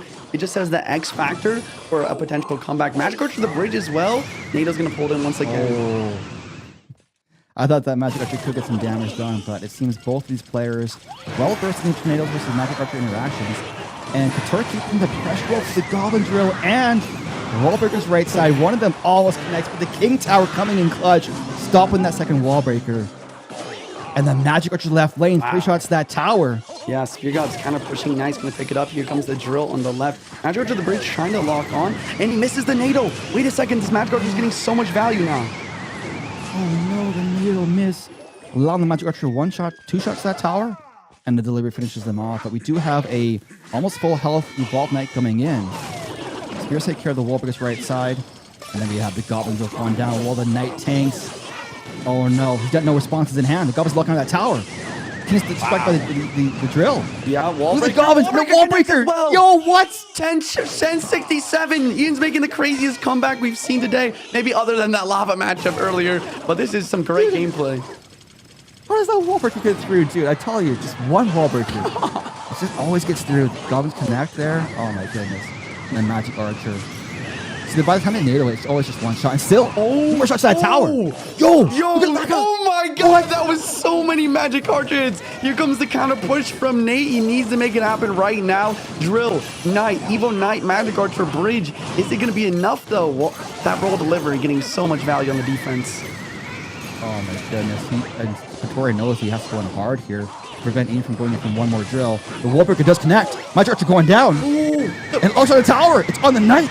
the NATO to pull back. Desperation NATO. That prediction roll delivery was so good as well on the Magic Archer. Drills And from this is Ian's both chance. players. Both drills going in. The Knight does not distract. Spear's going down. Goblin's locked. Oh, that tower goes down and Ian takes the game. GG's. Ian taking game one of this best of three. I mean, Yo, Juicy, I'm speechless. you had the prediction right there, buddy. The good game. Played some mind games. Came back. Yeah, I can't believe it. Okay. Do you think that saying the good game, though, gave Nate the overconfidence? No, I don't think it played a factor at all. I think it was just I think just Ian's just probably just a really skilled player that knew what he was doing. Yeah, that's probably true. Ooh, I want to quickly point out a little micro interaction here, but since we are in duels formatting, Nate knew that his opponent would not be able to play Tornado again, so he played it not in the safe spot, but in the back. Realizing that information, getting already a bunch of chip to start this game. Because he knew he couldn't tornado spell. Yeah. That's a good point. I have to remember that for the grand finals. Yes, sir. Thanks for pointing that out. We got Evolved Barbarians versus Evolved Recruits. I feel like the Barbarians in this particular matchup, whenever I've played them, they've always done so well versus the Evolved Recruits. It's just like one of the better answers. Just placed in the middle. They have so much health. Take care of them fairly quickly. And you have Fireball Bait Deck from Ian. And that bomb tower as well. Gonna be so good versus the pigs and the recruits. And Ian, once again with the mind games. Doing Is it more mind games? Yes, that's more mind games. He's showing the white flag. He's like, dude, this match is so bad. I'm gonna lose. But I'm gonna try to win. Yeah, he's still gonna win. I don't know. Do you think Katori's rocking a fireball there? What's his second spell? That last spell has gotta be a poison with the miner. Because you would never use fireball with poison or with miner, sorry, right? I mean, sometimes, but In very no world. rarely, for sure. So here we have the matchup. Barbarians versus Recruits, both evolved. The Fly Machine is honestly going to be a significant factor in this matchup. If you don't have an immediate response, you can get so much value so quickly. Yeah. But the Evolved Barbarians survive, and they force out all the Zappies. But the Miner's still going in, get some chip damage done. Miner chipping away quite a bit here. Zappy's doing their best. Gonna counter push a little bit. But this is how you play Miner Poison. And reminder, this is Nate's one trick. Miner Rocket, Miner Poison, all very similar. So he uses one trick and he gets a good matchup here. You've got to think maybe Ian could have predicted his opponent here, but not able to do so. As long as Nate doesn't make a huge mistake, it's going to be a tough match for Ian here. See, I would think the advantage would go to the Fly Machine because it's such a devastating card if you don't have an immediate response. But not really able to break through with that bomb tower in the middle. See, right now the Fly Machine doing his job, providing some defense, but then going on to destroy the bomb tower, clearing the way for a potential push from Ian. Yeah, you're right. Here comes he's going bees. down. Does he have the bomb tower in No the cycle? fireball. Oh, he's got the evil barbs. Oh, they're so strong. Look at them just destroy. Now they're on the counter push. But see, Ian's stacking the Flying Machines, knowing he doesn't have an immediate response. Yeah. And just trying to prevent any sort of poison value. Queen. And the Archer Queen's too far out of range. What? Does he have enough for a Was that a miscalculation? No, he goes cage. I mean, you're definitely right about this Flying Machine being the key to the matchup for Ian. Honestly, he needs to somehow try to get 2 Flying Machines down on the board in a way that a poison can't kill both of them, and then maybe he could get that lock and make this comeback. But see, look at the value this one Flying Machine's getting right now. Katori used an Archer Queen trying to snipe it, but it was out of range, so it destroys the Archer Queen. Then it destroys 3 Barbarians, and now it's still applying pressure, and he already has a second one going down to destroy the bomb tower, clearing the way for some Pig is going through. But the question is that enough to break through the Evolved Barbarians? And I don't think it is. The Barbarians are just too strong. Those evil bars, the bomb tower. As long as Nate doesn't overcommit in offense, as long as he has enough to get a poison that flying machine, he should be able to have perfect defense and just chip away throughout this match. And that's exactly how he's doing it right now.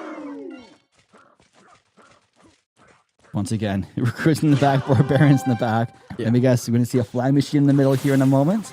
And then probably a poison spell from Katori. I think Ian has a tough matchup ahead here. I don't see a way of breaking through. Because all Katori needs to do is just kind of hold on for the win. Yeah, Ice Spirit trying to clean up that Zappy. That gets one hit. Barbarian Barrel should be able to kill the Archer Queen now. The other thing to mention here is that Archer Queen 3-card cycle. We talked about it earlier, but that 3-card cycle can be so helpful for just making sure to always have a miner on the tower and always have that poison for defense. One interesting thing I find is that players don't always opt for a champion in their deck. Yeah. You see lots of strategies that just have an evolution. Like every deck has an evolution, but not every deck has a champion. And, you know, champions are pretty strong, so it's interesting to see how some strategies just synergize better without a champion in there at all. Yeah, the champions have definitely fallen out of the meta a little bit because of all of the nerfs to them. But also those evolutions just being so strong kind of make it sometimes obsolete. But that is going to be it for game 2, ladies and gentlemen. And we're seeing the YouTuber grudge match best of 3 go to the final game here, 1-1 after Nate with a very, very nice deck pick here. But also Nate's one-trick deck now out of the kind of equation here. He's not going to be able to play it for the game 3. So do you see Ian going into a hog earthquake for this third round here, or I mean, do you think he's gonna try something unpredictable? I mean, there's definitely a good chance. The reason I say there's a good chance is Nate has also used Tornado already in game 1. So without that Tornado as a really good counter, I think he could just go for it. And after seeing the Ice Spear, I would say 100%. In the log, yeah. And unfortunately, the mind games did not work in the favor of Ian last match, but we got some Goblin going in. Arrows for the Firecracker that he likely has.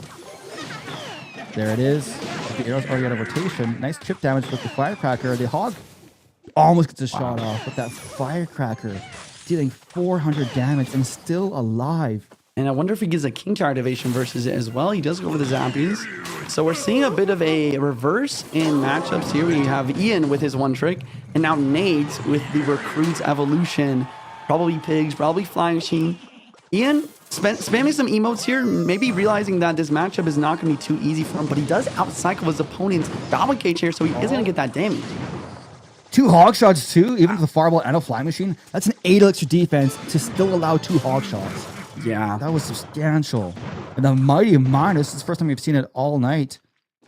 Very interesting choice. Yeah, Mighty Miner, same reason. You know, you'd rather have Evil Knight. You used it earlier, but at least you have that 3-card cycle we've been talking about.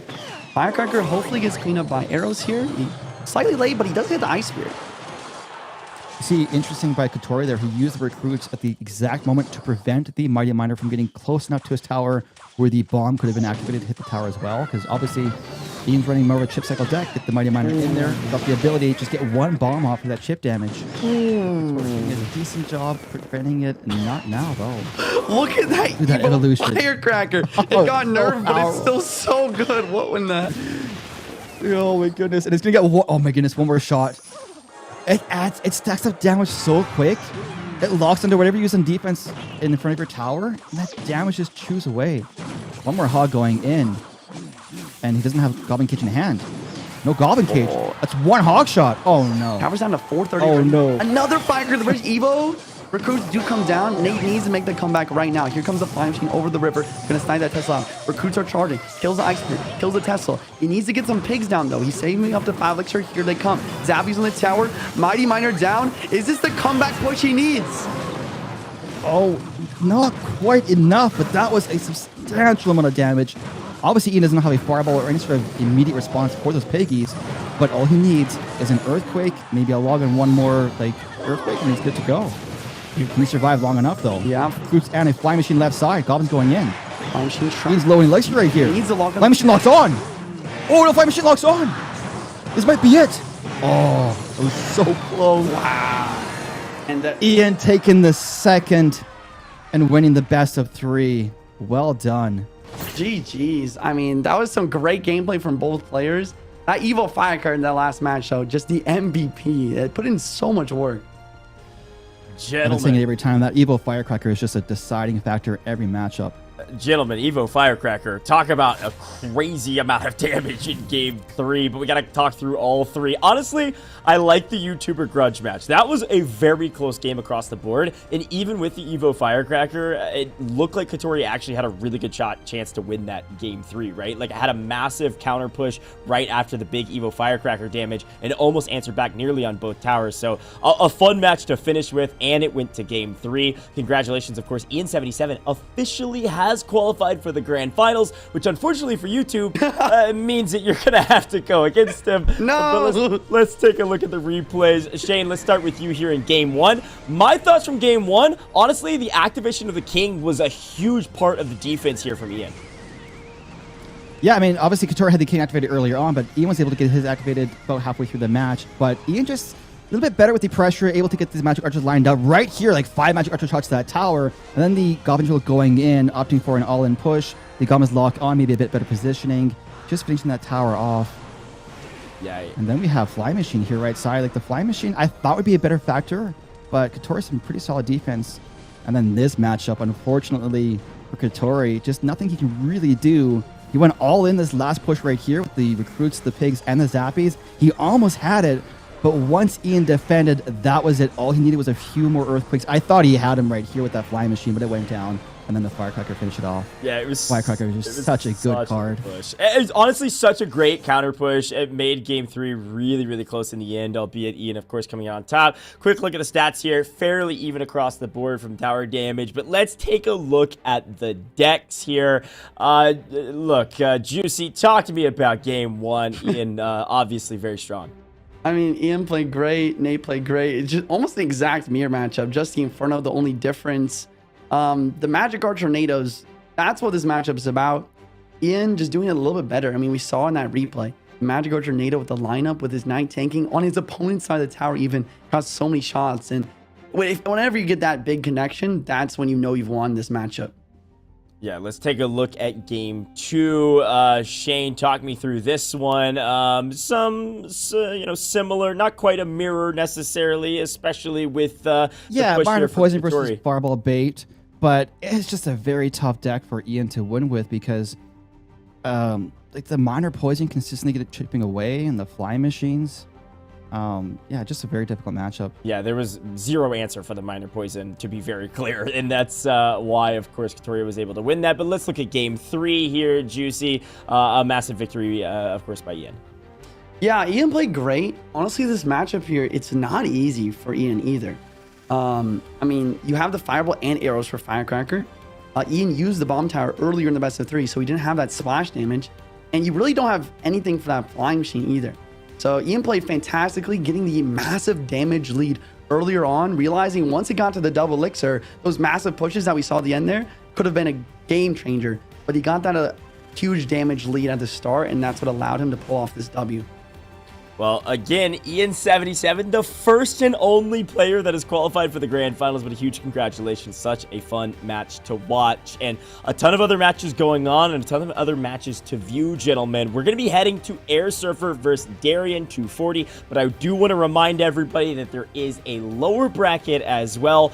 4 spots are going to be earned in the lower bracket as well. So even if you do lose, you still have a chance. You can see where Katori fell to. Going to go up against Adam down at the bottom. So a chance to see Adam potentially for the first time, or second time rather, after his loss against Droy. So a lot to talk about with all of these matchups. But back to the upper bracket we go. Back to the next matchup we go. And Juicy, any thoughts on this next matchup? I know you talked and touted Air Surfer, so give him his flowers, if you will. I mean, Air Surfer, he's been at the World Finals like every single year. I mean, I practiced with him back in CRL Season 2 when I was living in LA, when I was on Team Misfits, and he's so good at this game. And he's a grinder as well. He's practicing, and he's super good at sand volleyball. I don't know why this man is talented at everything. You've got not only in-game info, but maybe even out-of-game info. I don't think that's a part of the Superverse, but should it ever be added, we know who to go to. It's definitely Air Surfer. Clash with Shane here. I've got a question for you. Are you going to bet on the underdog that is Darian? Obviously a talented player, been around the scene for a very long time, but do you go with the underdog, or are you going to stick with maybe the crowd favorite? Well, considering we face the winners of this tournament next week in the Grand Finals, I don't want to face against a guy that's been at the World Finals multiple times and is also really good at sand volleyball.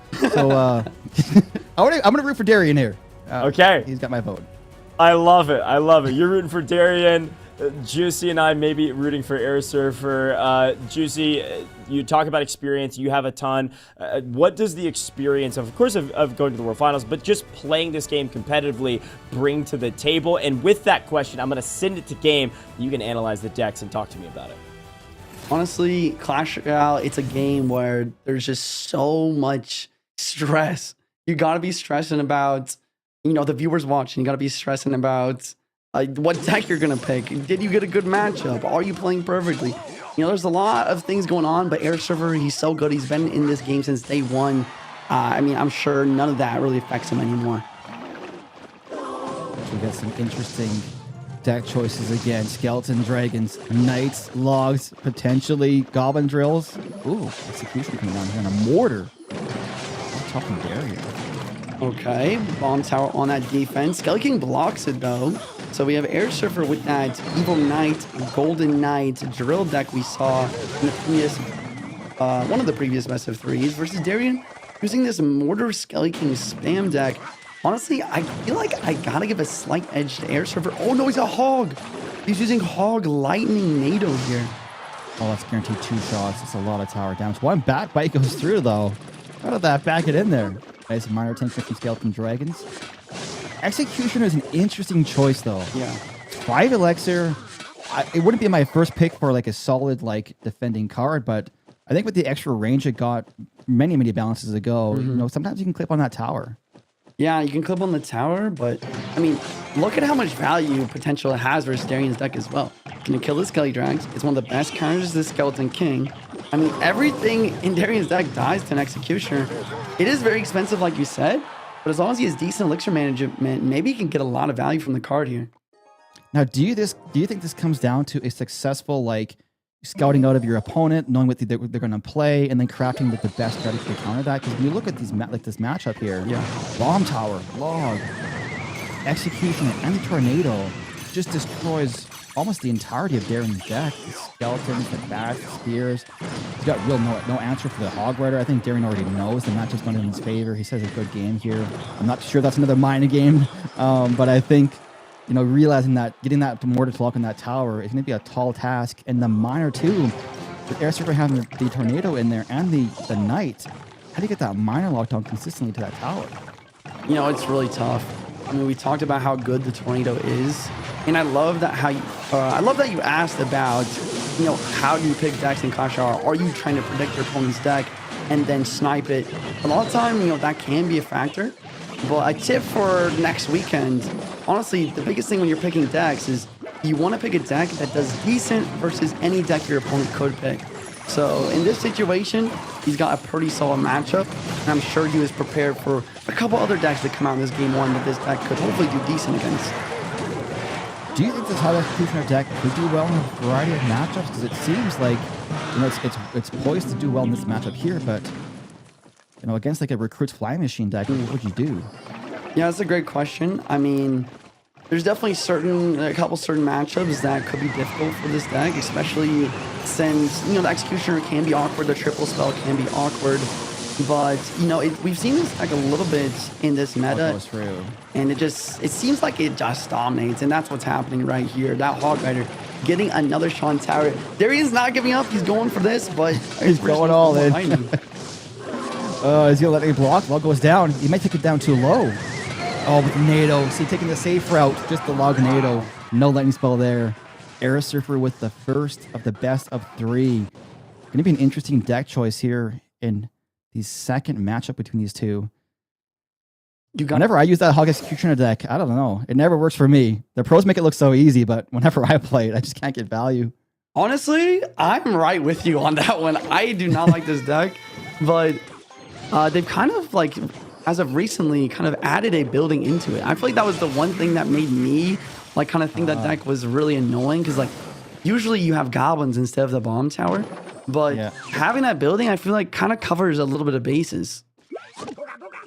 We got a wall breaker deck again with the Mighty Miner and the Dark Golem from Darian.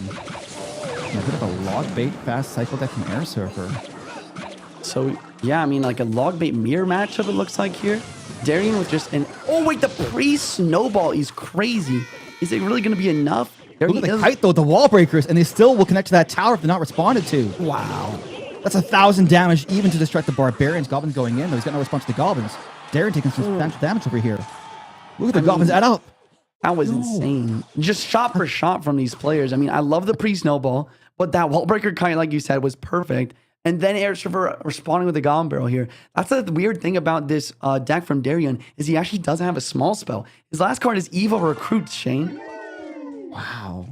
Recruits with the Dark Up and the Skeleton Barrel? What is this deck? It's absolute, like, I don't know. Anarchy. I don't even know. It might work, though. I don't know. We won't judge it until we see it. Double Dark Up is going in. Skeleton Barrel bypassing the Tesla. His Air Surfer response does have the Snowball. And now we have the Evolved Barbarians going in. Even one of them obviously providing a ton of pressure, tanking for the Goblins. Darian with no effective response for the Goblin Barrel. And that's going to be consistent damage to that tower every time. Yeah, I mean, you just have to have a better Goblin placement there, too. Wallbreaker does get one shot. I mean, Air Surfer doesn't have the bomb tower. Maybe once we hit into double elixir, there's a chance of comeback with just absolute and utter like crazy spam with the evil recruits on both sides.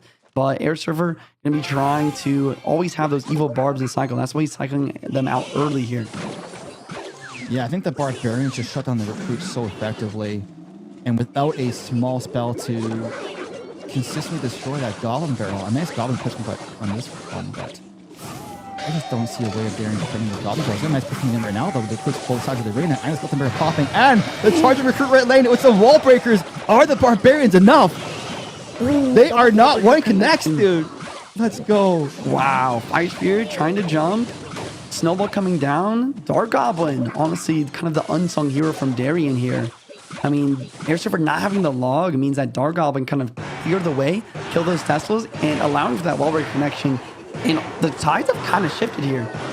Oh no. Goblin getting high. Got a few Goblin stabs off, though. Air Surfer, I believe, does not have a heavier spell in there unless he is hiding there. And we haven't seen his last card.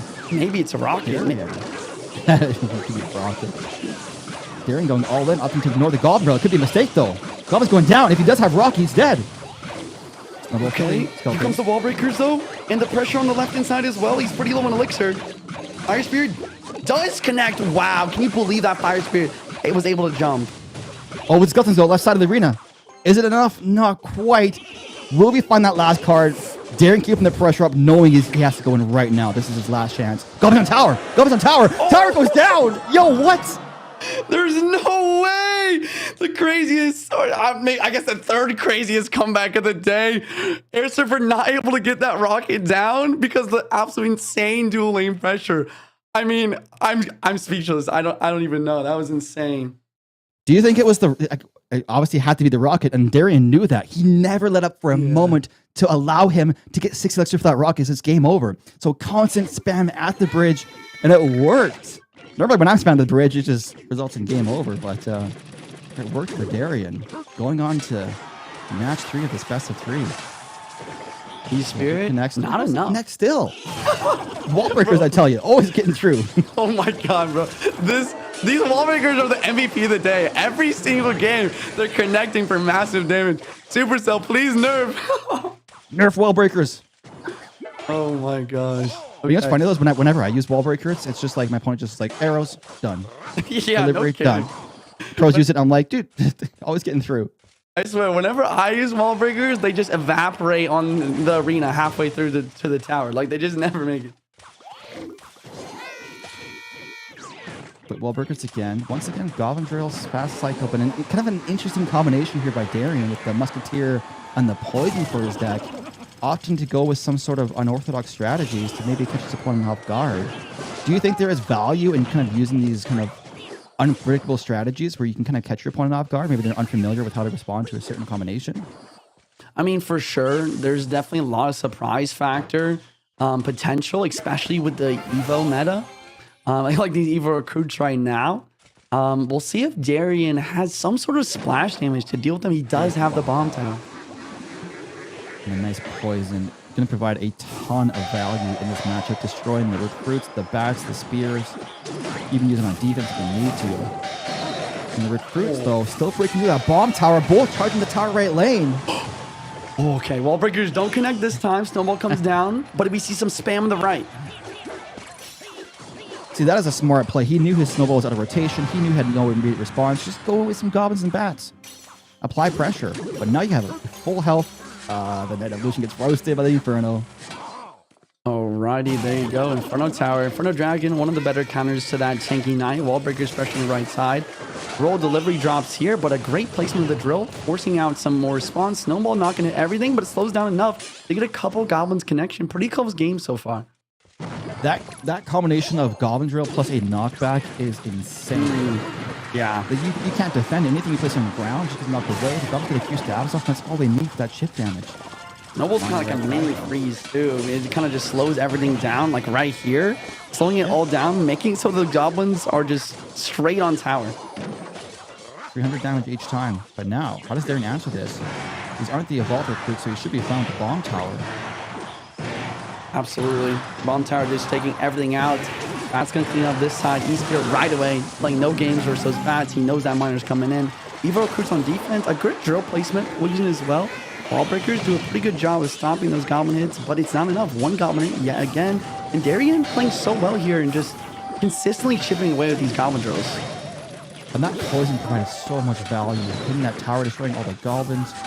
What? Oh, but these recruits though, look in the tower, look at that damage. Did you see that? The miner was placed in the back, which pulled the Evil Knight backwards somehow, and the recruit was able to charge and connect to the tower, and the Evil Knight just maybe cost Darian this game. Air Surfer with a massive comeback. Oh no, I mean it's a bit early to see this miner, these goblin drill poisons, very powerful, but it seems Air Surfer's content just trying his best right now to prevent any further chip damage with recruits, and the Spear Goblin's coming down. Darian has a tall task ahead of it. He does have, I guess they both have decent cycles, like decently matched cycles, so it's a poison game right now. With the drill, with the snowball knocking it back. Oh, but it's not quite enough. Goblin's going in. Poison, like you said, just kind of the MVP right now for both players, really being that consistent chip. Air Surfer setting up with another Evo recruits push. Poison on the bomb tower early, trying to break through that. Fast as well. He wants to take that tower, that berry tower down. Oh my god, the Eastward dies. The miner's chipping on tower. This could be it. Oh, he's going too hard on offense for Darian. The nice snowball poison isn't enough. He's got so many recruits, even left lane. Miner goes in, guards for the miner, but he's got bats coming through, and that tower goes down. Wow, the Evo recruit fishing out with style, charging up, taking that tower down, and we have an Air Surfer 2-1 victory versus Darian, sending Darian down into the lower bracket. But that is not how I thought that matchup was going to go. Darian put up a fight. Wow, went to game 3, and it was a close one. I honestly thought Darian was going to win game 3 as I was watching, had the clear advantage. Air Surfer just made a massive comeback in the Yin Shane. Overall, very impressive battle, and that goes to show when you have experience, even like Darian has over the last 5 so years playing this game, can always answer back, and sometimes the wild and wacky proves to be the most successful. Absolutely. I mean, it really just came down to that Evo Knight. Did you see that Evo Knight? He played in front for the recruit, thinking that the charge would go in. I mean, maybe we'll see in the replay here. Yeah, let's take a look back on these replays. You're going to see game 1, 2, and 3 in the replays. And game 1, of course, not a lot to write home about, Shane, right? It was a big win from Air Surfer and nearly uncontested. I mean, it was just a crazy lopsided matchup, so fairly solid choice right there for Air Surfer. This second battle, though, this is the one that kind of caught us off guard.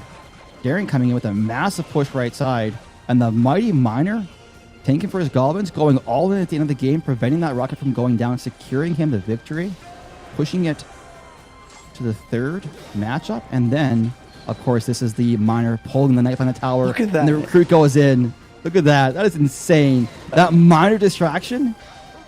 Yeah, that miner, I mean, take this as a note for everyone back home watching. Whenever you have counter-pushing units, always play your miner in the back of the tower, because that is what allows cards to be pulled backwards and increase your chances of a great connection there. You're learning things on broadcast today, Shane. I told you we would fill your goals of learning, right? We're all learning together. Quick look at the stats. A win by Air Surfer, albeit it was a close one. Let's take a look at the decks and talk through them. Shane, let's start with you here with the game one deck, because you said it was lopsided, and it certainly was. Oh, yeah, absolutely. You have the Executioner, the Tornado, the Log, the Bomb Tower. Just destroys the entirety of the Swarm from Darian. Even the Lightning Spell. Hitting that Mortar, the Tower, plus the Skeleton King. Just perpetual damage. And Darian has literally no way to respond to that Hog Rider and prevent damage to that tower. Yeah, that's right. And Juicy, take me through game two, because this is the one where Darian threw some things at the wall, and apparently they stuck. Yeah, I mean, the Evo recruits, not so easy to defend. A little bit of a mess up in the graphic. Instead of the bomb tower, you actually had Goblin Barrel here. And without having that bomb tower, you know, it's so difficult to defend the recruits and all this spam. And the other thing is that small spell, the Snowball, doesn't kill Dark Op. So the Dark Op was able to apply so much pressure as well. And we saw the no small spell from Darian play factor, allowing Air Surfer to get damage. But in the end, the Swarm on the dual lane pressure was enough to break through from Darian. It was a well-played game from both sides. Darian coming on top on that game there. It was beautiful. Yeah, the spam at the bridge was huge to win that one. Shane, finally, game three, of course, we just saw it. Talk me through these decks. I mean, it just came down to that miner interaction, like you said. Yep. Miner in the back, pulling the knife on the tower, allowing the recruit to dash on, getting that additional source of damage, just giving that edge to Air Surfer and securing him the victory. Just really well played overall. Such a fun match to watch, but job's not done for Darian. Job is done for Air Surfer. Another player, of course, has qualified for the Grand Finals. Only a week away, by the way, September 30th, same place at 3 p.m. Central Time. But you can see it on the graphic here in our bracket. Air Surfer has moved on. Darian will move down to the lower bracket. Of course, we're going to be taking a look at Cheesecake and Sugar Frenzy in just a moment, but let's look at the lower bracket, because we've got some fun matchups to see who qualifies down in the lower bracket. Of course, 4 spots being earned. You gotta win 2 before you lose 2, and some of our players have only lost once. So Katori, Adam down at the bottom, but Darian 240 will be going against Future in the bottom half of that lower bracket. So gentlemen, what a fun matchup. What a fun day thus far of Clash Royale. We are gonna head to a very short break in a moment, but before we do, we've got to talk about the Galaxy Z Fold 5, because the Galaxy Z Fold 5, not only do I have it in hand, and it's a 7.6 inch screen, is gigantic. You already heard about the micro that you can do from our friend OJ, who's over there hanging out in his watch party, but it also has dual app viewing, so you can actually do way more with your screen with the Samsung Galaxy Z Fold 5. You can drag and drop photos into a text message. You can shop 2 sides side by side. You can even stream videos while you're checking your feed. All right, so a lot you can do with this thing. Go check it out with the command !Galaxy Z Fold 5. That link will populate for you, or if you want to make it easy, just head down to the link in the description below if you're hanging out with us on YouTube. And by the way, if you were wondering how these players qualified for this event, well, they played Clash Royale. And if you want to play Clash Royale, it's free in the Android Google Play Store. Go download it right now for free on that Android Google Play Store. It's a lot of fun. Our creators have a blast with it. Of course, you should check out their videos as well on the topic of Clash Royale. They make some incredible videos. Look, we're going to take a look at the next matchup. I think it's Cheesecake versus Sugar Frenzy coming up right around the corner. Don't go anywhere, folks. We're going to head to a very short break, but when we come back, it's going to be a battle of the foods, the battle of Shane's picks. Don't go anywhere. We'll be right back in just a second.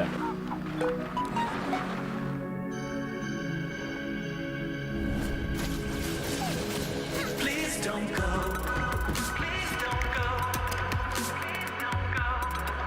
Please don't go. Don't go. Don't go away.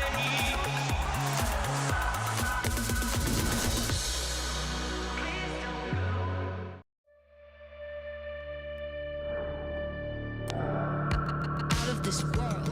I make moves ahead of the curve. I'ma teleport you to another dimension, straight up out of this earth. I can't stop, I'm on a roll. Buckle up, we're taking control. Feel the vibration, no limitation. We got the power, let's go. Power. Now that's power. Power.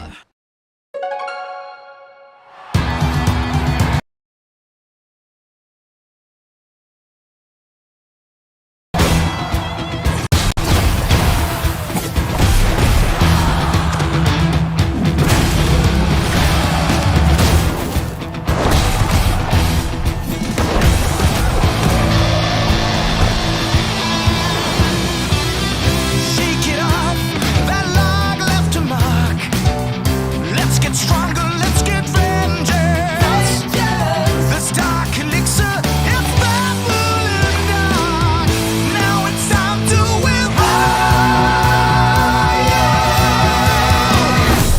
evolve barbarian. When your face is gonna take down every tower.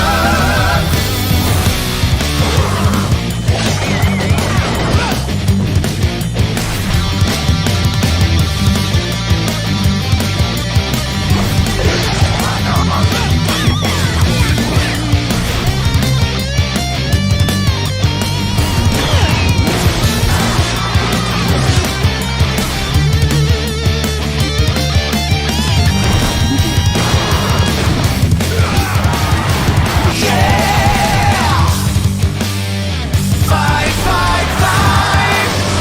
Fight, fight, fight!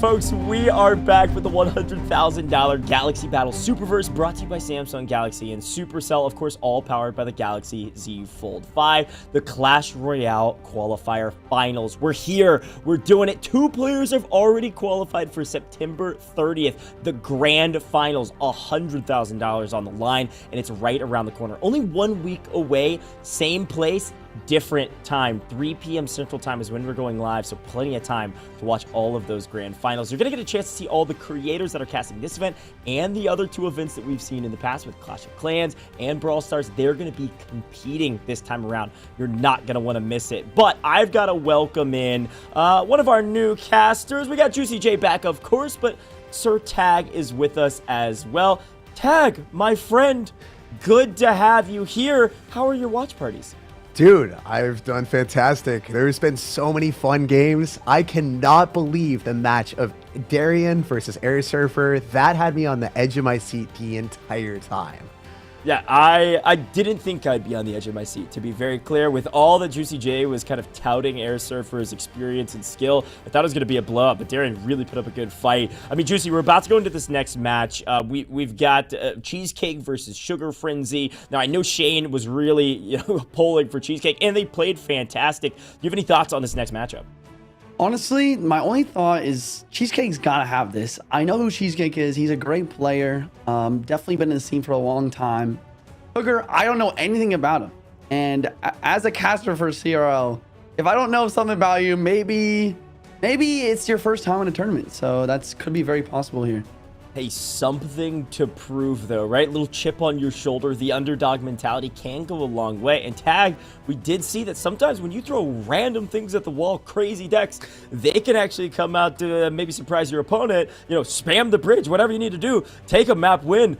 All of a sudden you look up, all of a sudden you've won the round, right? Anything can happen. Yeah, truthfully. And honestly, Sugar Frenzy is one of the best Royal Recruits players in the entire world.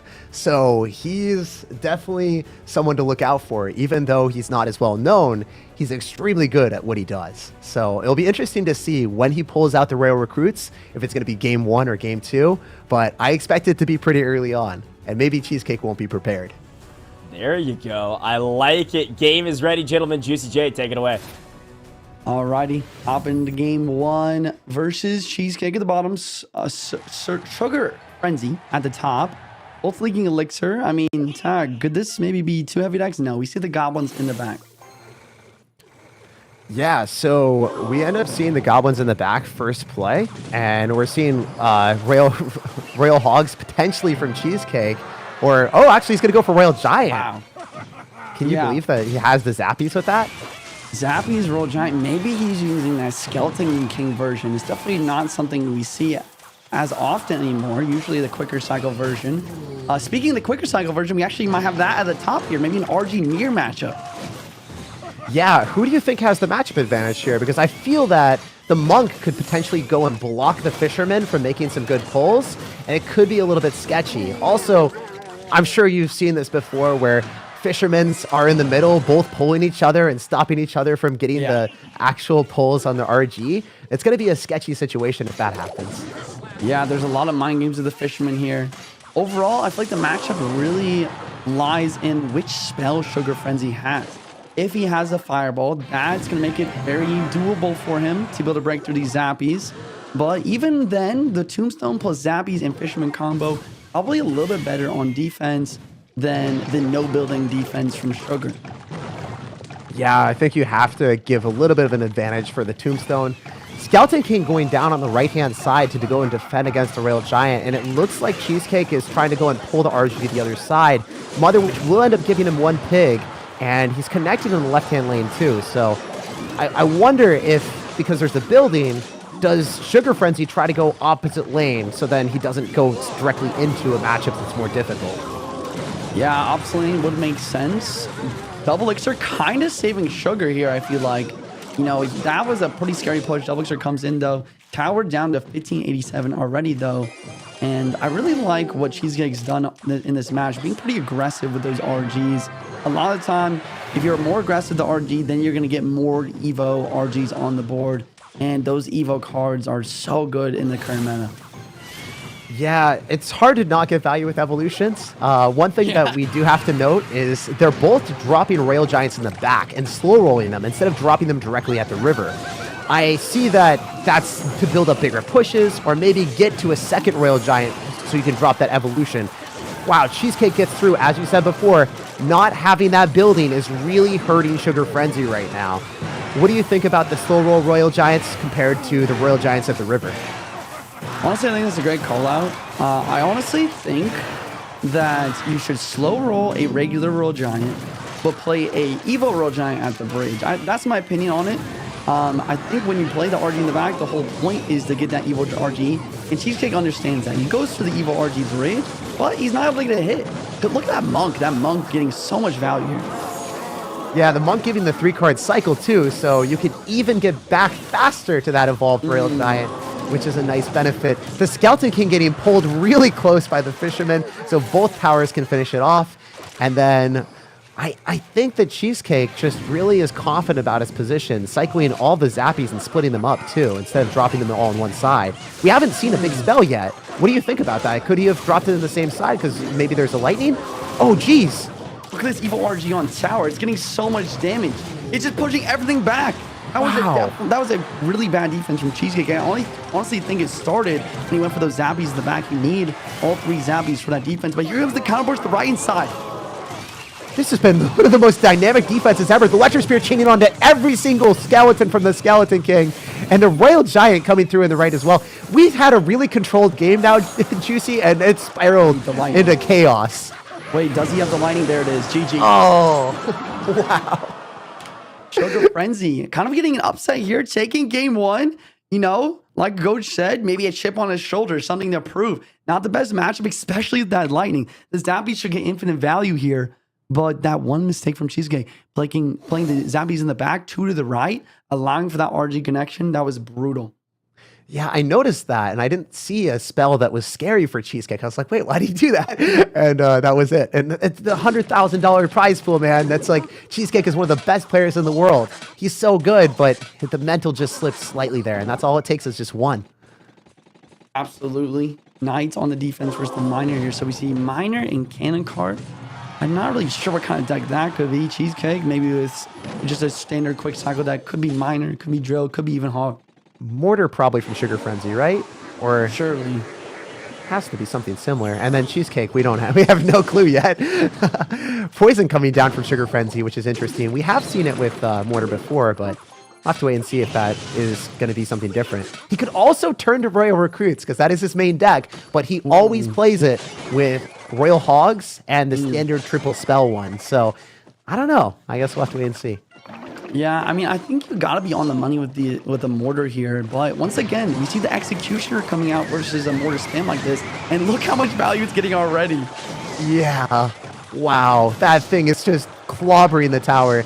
It's crazy because if you use a Tornado with Executioner, even if they drop units behind your Executioner, you can still use that Tornado to like divide it and put it right next to the tower so you can get that damage. Nothing escapes Executioner Tornado anymore. I know, it's so brutal, and it just does so much damage. Wait a second, the Ice Spirit didn't jump? Wait, oh, he has Evil Knight, though. Evil Knight might bail him out here. Yeah, as you said, Ice Spirit will typically lock onto a Cannon Cart because the Cannon Cart can't one-shot it. But paired with the Bats, the Cannon Cart and the Bats were able to kill that, so that changed the interaction completely. Unfortunately for Sugar Frenzy, the Evolved Knight did so much damage to his tower and defended and just became an absolute monster. Can you believe that? Like, he made the biggest mistake of the game. He played an Evil Knight. It bails him out on defense, but it also tanks the Bats for 30 seconds and gets a hit on the tower for some massive damage. That's just ridiculous. I believe it, but I don't want to, okay? Well said, Tag. Well said. Great Ice Spirit and Knight there, just a body block so the bomb tower would stay alive a little bit longer so the mortar wouldn't lock onto the tower. That's just such high-level gameplay. Oh, yo, speaking of high-level gameplay, we have an Executioner NATO getting 3 shots on the tower. Cheesecake absolutely just dominating here in game 2. Cheesecake's like, dude, I think I'll have my dessert now and eats the entire tower. So he's looking like he's in a pretty good position. Minor Poison can close out this game too. It's really in Sugar Frenzy's court to make some massive play with the Evolved Mortar. He's got to go now. Here comes the Evolved Mortar. Bomb tower on the defense, though. Only 8 seconds left. Evolved Mortar does a lot of damage, but once again, the Evo Knight back in cycle. Gonna lock everything up, and that's gonna be GG's in game 2. We are heading into a game 3, ladies and gentlemen. You know what, Juicy? I think the recruits are coming out, and without Executioner and Bomb Tower, I would be so scared if I was Cheesecake. You're playing against one of the best Royal Recruits players in the entire world right now, and you don't have the 2 best counters in the game. What are you going to do? That's like one of the best calls I've ever heard. That's such a good call out. He's got the Fireball as well. Maybe we even see a Recruits in the mirror matchup here. Would you give Sugar the advantage here being the one trick? Yeah, I would. I think it's a huge advantage. He's running his main deck right now. I'm scared. But there is a bomber in the deck for Cheesecake. Do you even see that often? No, but he knows that he's used the bomb turn execution. He knows his opponent is going to use Pig, so he brings the delivery and the bomber just for a second, just kind of, I guess, precautionary action here. Actually, now that I think of it, every single game in this best of 3 has had a good Recruits counter. Yeah, dude. He knew what he was matched into and built a deck to beat it. It does. The Golden Knight walks onto the tower. Juicy, how do you feel about your hero?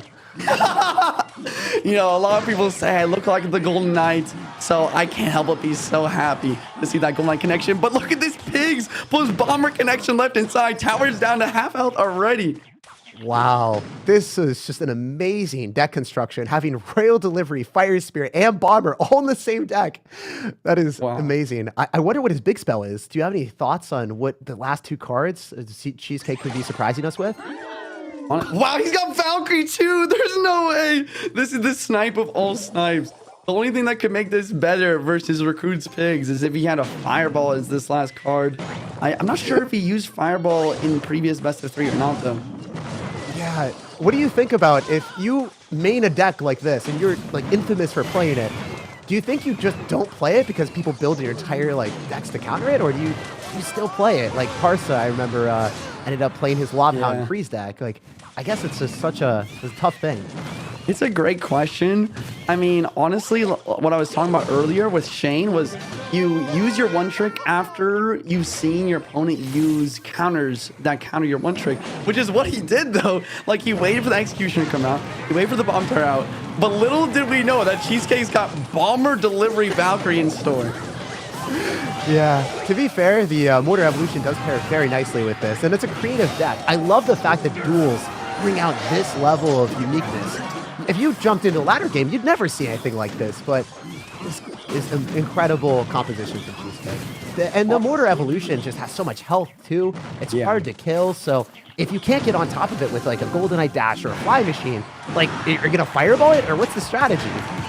Honestly, it's a great question. This is going to be game over, ladies and gentlemen, though we have Cheesecake taking the 2-1 game of Clash Royale. And honestly, I don't know if Cheesecake has a coach. I don't know if he's picking these decks himself.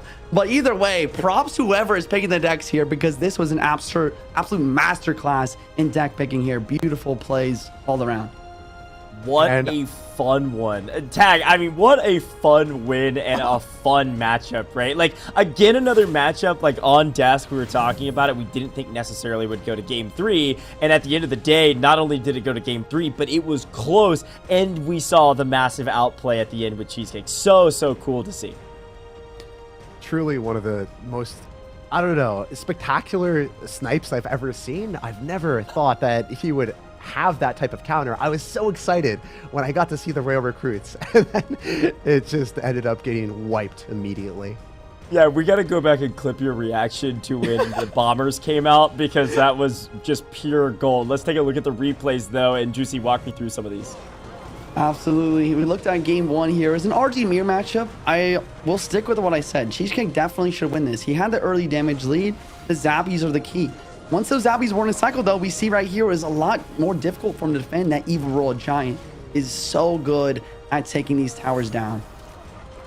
Yeah, very fun to watch and Tag as we see kind of this next matchup close out. I mean, walk me through some of this. And I think one of the things that's worth noting, too, that Sugar Frenzy really put up a good fight.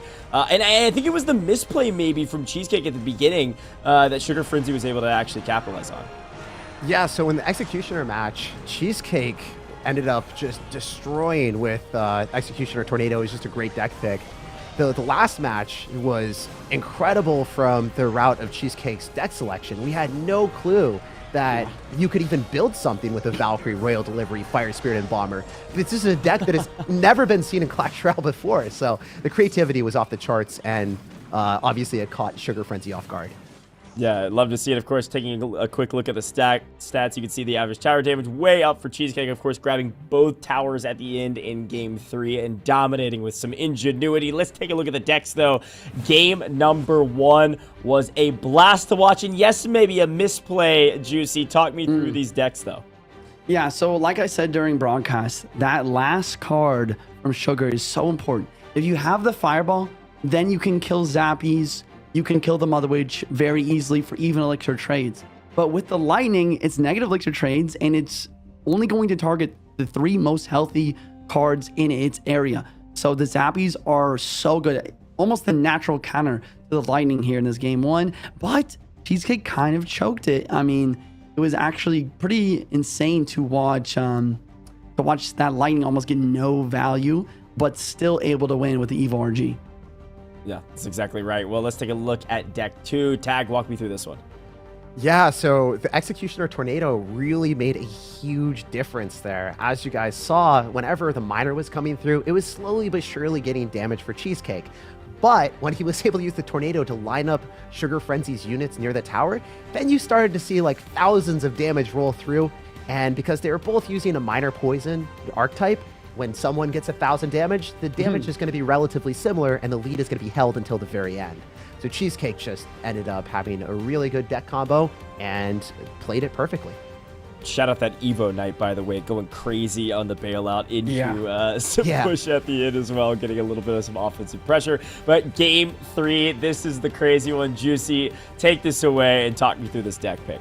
All right, so if y'all are back home just tuning into your first Clash Royale stream, the reason why this is so ridiculous is that Bomber, the Valkyrie, and the Roll Delivery, and even the Fire Spirit, they all do splash damage. They're all redundant in most deck picks, but you need splash damage versus a Recruit's Pigs deck. So Cheesecake, knowing that Sugar Frenzy was going to come with his best deck, this Recruit's Pigs, he puts all of them all in the same deck to have as many counters as humanly possible. And the Phoenix for the Flying Machine is just icing on the cake. There's almost nothing that Sugar Frenzy could have done to win this game after this beautiful deck pick from Cheesecake. Great shout. So much fun to watch. But if you're a big fan of Sugar Frenzy, job's not done. Still in it, just down in the lower bracket. But congratulations, by the way. Cheesecake has joined our other winners and has qualified for our September 30th Grand Finals. $100,000 on the line. And Ian, 77, Air Surfer, and Cheesecake have all made it. And they'll be competing against you two, by the way. But let's take a look at the lower bracket. Here's our matchups. Of course, Darian against Future. We've already talked about this, but it's Sugar Frenzy going against Luminary, who we haven't seen on the broadcast yet, but Luminary did take down Parsa, Sir Tech. Yeah, Luminary is actually one of the best Mortar players in the entire world. He typically will run either the Mortar Evolution or he'll run Evolved Barbarians at all points in time and then just run Mortar bait decks. So it'll be interesting to see what he pulls out, if he's going to be running more so cycle decks or if he's going to fall back on his roots and potentially get countered just like Sugar Frenzy was. Yeah, well, we've got one more winner that can actually walk out of the upper bracket and qualify without losing a single match, by the way. The goal, I said this before, I'll say it again, win 2 before you lose 2. So one more that can make it through the upper bracket, and then it's all down to the lower bracket in do or die mode. So it's Droy versus Dr. Puerto Rico. Juicy J, what do you got for me? Honestly, I've played Dr. Puerto Rico on ladder before. He's a great player. I'm pretty sure he uses a crazy deck if I'm not wrong. Droy, aka Mr. Cena, a little bit more versed in the scene. Definitely recognize that name, playing a few tournaments. I gotta give Droy a slight advantage here going into this best of 3. Okay, Tag, are you going to go with Droy as well, continuing to prove that Cena is the better player? I do think Cena is the better player, but I like Royal Recruits, so I am 100% going for Dr. Puerto Rico. He plays Royal Recruits and spams savagely at the river at all points in time, so I want to see some intense games. Hey, the bridge spam, it's worked, right? We saw it on broadcast. It does work. I like your Tag. Well, I'm excited to see what happens here. I believe the game is ready, so Juicy J, Tag, take it away. Let's roll. Alrighty, hopping in. Selecting decks, game 1. Any cards are available. Good luck coming out from both players.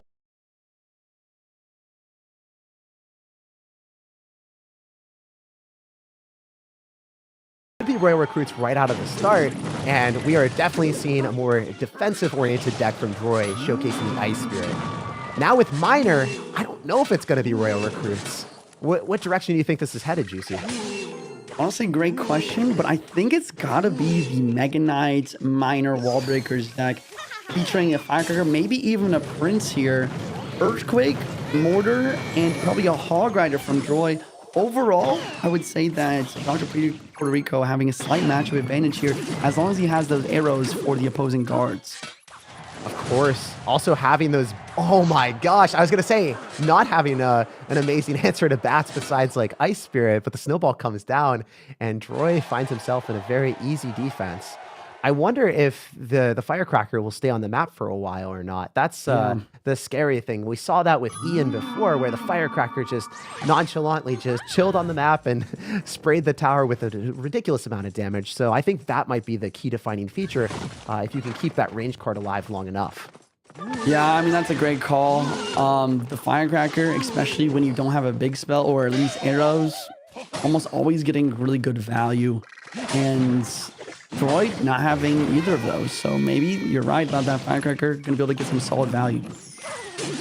Another thing that was interesting is because he cycled the Musketeer and guards on the left-hand side, he did not have a good way of stopping that mortar. Like, there was really, like, keeping that mortar alive, there's really no good way of doing that. It just took damage from the wall breakers. So, it's wow.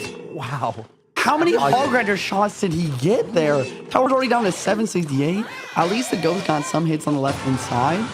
And he has a snowball for defense. And we talk about how this matchup could be good for Puerto Rico, but Droy utilizing that evil mortar with just having a great start here in the single elixir. So the Mega Knight's taking the damage from the mortar, so the firecracker can start to chip away on top of the mortar. I wonder if this Mega Knight's going to accomplish anything, though. I think that the bats should just get cleaned up by Snowball and then not necessarily accomplish what he wants. He's going to have to go for wall breakers for all his damage. Yeah, wall breaker's not going to connect, though. Mortar's going to eat that. And then, lastly, just once again, I feel like Dr. Puerto Rico would have played his arrows by now for these guards. Maybe that's why he's having a hard time breaking through. Speaking of breaking through, this Hog right inside is taking the tower down to 0. Now the question is, Dr. Puerto Rico, can you take this tower? He's going to go all in with the wall breakers. The firecrackers coming through. There's an earthquake coming down on defense to shatter the rest of the stuff. And the evolved mortar with super high health, barely pulling things back. The Royal Ghost does lock onto it. Firecracker! Oh! Oh my god, the firecracker shot! Literally millimeters away from the tower, but it doesn't get there in time. And the worst part about it is, Juicy, you know that decay was absolutely imminent. That tower was forfeit. In a situation where you're running Mega Knight and you take a tower against a mortar deck, you're always going to have an advantage. Yeah, you're absolutely right. If Dr. Puerto Rico could have just got that tower in that last millisecond, he would have come back and he probably would have gone to win that game. But that's not what happened. Maybe in another universe, but not in this one. Droy taking game 1. Puerto Rico needs to get the reverse sweep if he wants to survive here. Yeah, so Droy, last game, we saw Hog Rider. Are we going to start to see some minor poison come out of him? Dr. Puerto Rico still isn't even running his main deck, so he has put himself in an awkward position where he's trying to put himself outside of the comfort zone and not be as predictable. Did you see that pre-log? That has to be in replay. It keeps these bats alive, allowing the double wall breaker connection, and Puerto Rico calls the good game already. Droy with the absolutely disgusting plays in game 2. Yeah, and he's going to build on that too. He's going to be able to have a lot of elixir here for the recruits and get counter push immediately after trouncing the Knight and Musketeer. That's a hefty 7 elixir investment on the left-hand side that just got deleted, recouping his investment from the recruits immediately. Wow, and it looks like Dr. Puerto Rico is just straight up giving up here, allowing Droy to take this. I mean, Droy, so confident in this best of 3. I mean, after that game 1, how can you not be confident? It's like, wow, I have fate on my side with Firecracker not killing my tower there. So just going so aggressive in the early game here. Those Evo recruits put in the work to finish off the game as well. You gotta say, like, if you have that game 1, it opens up the leeway for you to make those predictions with the log without having that scare factor of like, oh, if I lose this game, I'm out. That's a great call. Gentlemen, I grabbed a sip of water. All of a sudden, we're already done. I mean, Droy just dominated. And, you know, I feel like sometimes that scoreline doesn't really tell the full story, right? Like, game 1 really was close. And I think I'm with Juicy. I actually think Dr. Puerto Rico might win that matchup if that firecracker shot is not just floating around in some sort of like Superverse way up in the sky somewhere, milliseconds away from connecting and sending to overtime and likely sending the win towards Dr. Puerto Rico. A wild game 1, but an absolute stomp of a game 2. Let's look back on it. Juicy, kind of take these replays away and walk me through what happened. Hog Rider on the right here, and it was great pressure from Droy. He did a great job of realizing the massive matchup disadvantage, and once again, going for that early aggression, taking the tower. And check out this push. Okay, we have Mega Knight, Ghost, Evil Firecracker. The arrows prediction come in, do not hit the guards. 3 seconds, 2, Firecracker shot. It's almost there, but it doesn't get there in time. And looking at game 2, Puerto Rico, I mean, I don't blame him for literally just being just not in his comfort and just being upset, honestly, after that game 1. Kind of just gave up here after a tough start, and that was that. Droy played so fantastically in this game 2 as well with the prediction log. Like Tag said, that prediction log, you don't make that play unless you're super comfortable with your position after game 1. Yeah, and it's funny. Here's a quick look at the stats, and we talk about decks, right? Like Dr. Puerto Rico didn't run his main deck in the second, and it was Droy's immediate push. It was like over 3/4 of the health of the tower or something like that kind of forced Dr. Puerto Rico to give up. So let's take a look at deck 1, though, and Tag, I'll let you walk me through this one because, yes, a win by Droy, but it was a close match. Yeah, so the Hog Rider did devastating damage to Dr. Puerto Rico because if you look at his deck, the only way he can effectively counter it is dropping the Mega Knight or the Prince, and they both cost 5 or 7 elixir. So you find yourself in a situation where you're trying to defend with bats, they're going to get snowballed. Firecracker, Miner, Royal Ghost, they don't really counter the Hog Rider. So we saw opportunities where Droy just did devastating damage. Unfortunately, Droy just wasn't actually able to get into a spot where he was scared. He ended up winning that last bit of the game, and he's just so confident the second game too. After that first match where he was able to win it, second match he just carried away and played super leisurely where he's like pre-logging and being able to look at the matchup knowing that Dr. Puerto Rico wasn't even running a deck that he was scared about. He's like, okay, if I play against recruits, I gotta have that bomb tower in there. So you saw him build his entire deck combination where he had bomb tower and Valkyrie so he could beat Dr. Puerto Rico's main deck. And it was an absolute beatdown of a match, despite Dr. Puerto Rico still being one of the best players in the world.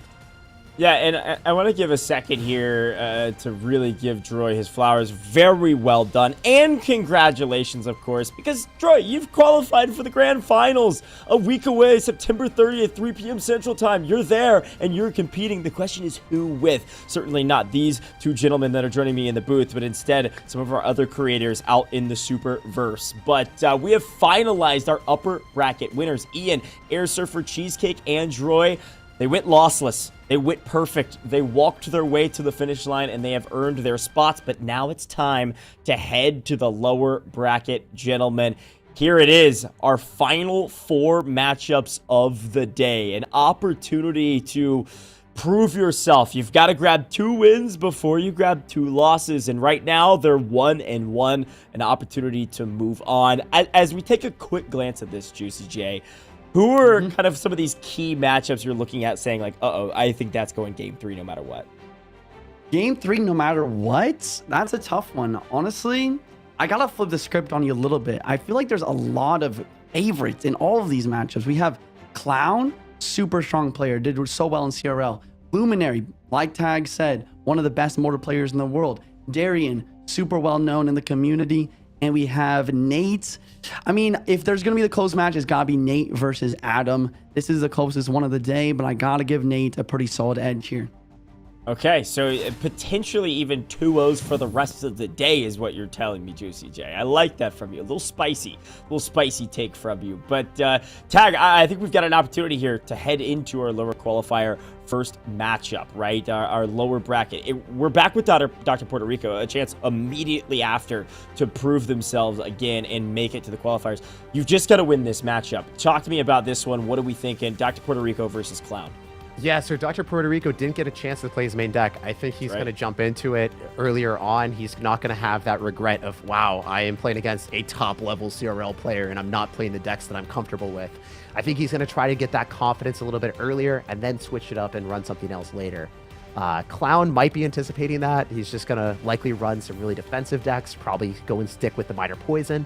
It's one of those things when you watch someone else beat the person that you're playing against, you might start to copy some of their strategies. Yeah, sure, absolutely. And Juicy, I know a Clown, a CRL player, didn't end up qualifying this time around, so maybe a chip on their shoulder and is going to try to punch back. What are we thinking? Absolutely. You know, he's got something to prove here. I mean, this is one of the biggest tournaments this year.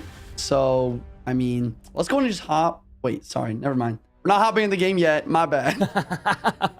Oh, good. Look, here's the thing, Juicy. I might just step out of the booth. I'm just going to let you do my job for me. 'Cause you're killing it right now. Y'all's casts have sound flawless all the way through, so keep up the good work, gentlemen. And I know we've got some amazing watch parties going on as well over there. OJ and Shane, they're doing their watch parties behind the scenes. We'll check in with them in a little bit. But with this matchup, Dr. Puerto Rico versus Clown, I'm just excited to see the main deck from Puerto Rico, like Tag called out, right? Like, didn't get a chance to see it the last time around. And I know we talk about the kind of chess match that is picking your decks, because when you are a one trick or when you're specialized in a certain type of deck, everybody expects you to use it. And so you see, like, we saw those air defenses being able to be used on every single matchup.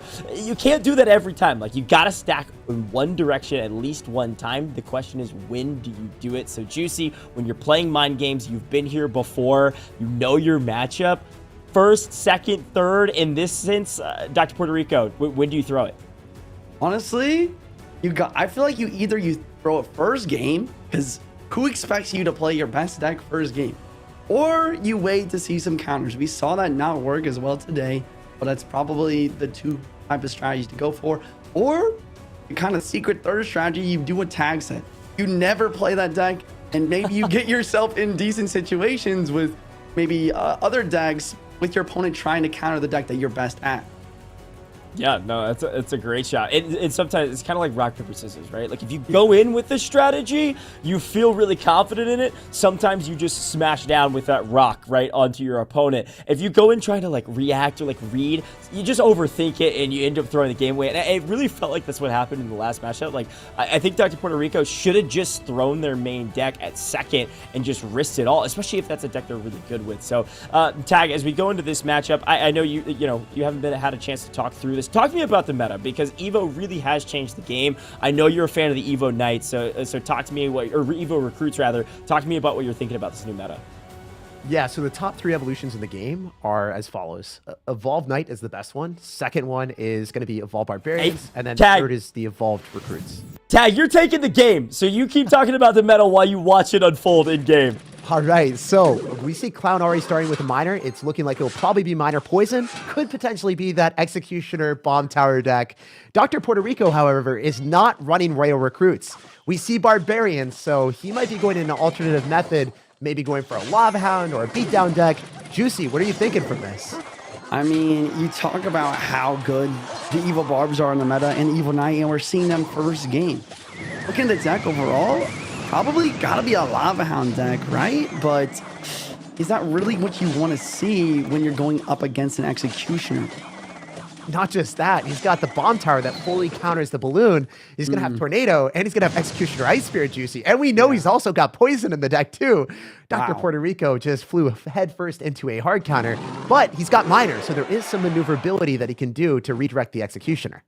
Yeah, that's a great call out. One of the best plays you can make with a Lava Loon deck that has the Miner in it is play that Miner in the back of the Executioner, making it very difficult for those Executioners to line up. But that's why the Tornadoes in the deck as well. A lot of the time we could see some good Tornadoes to make sure the lineup stays accurate on the Executioner's end there.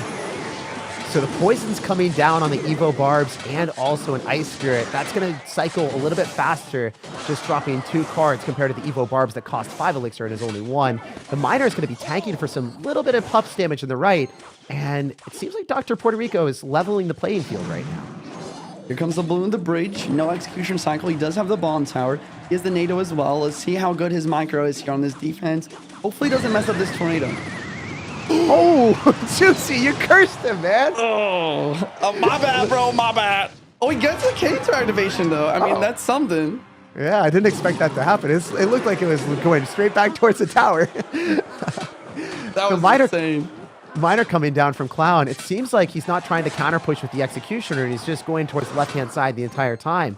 What do you think about that?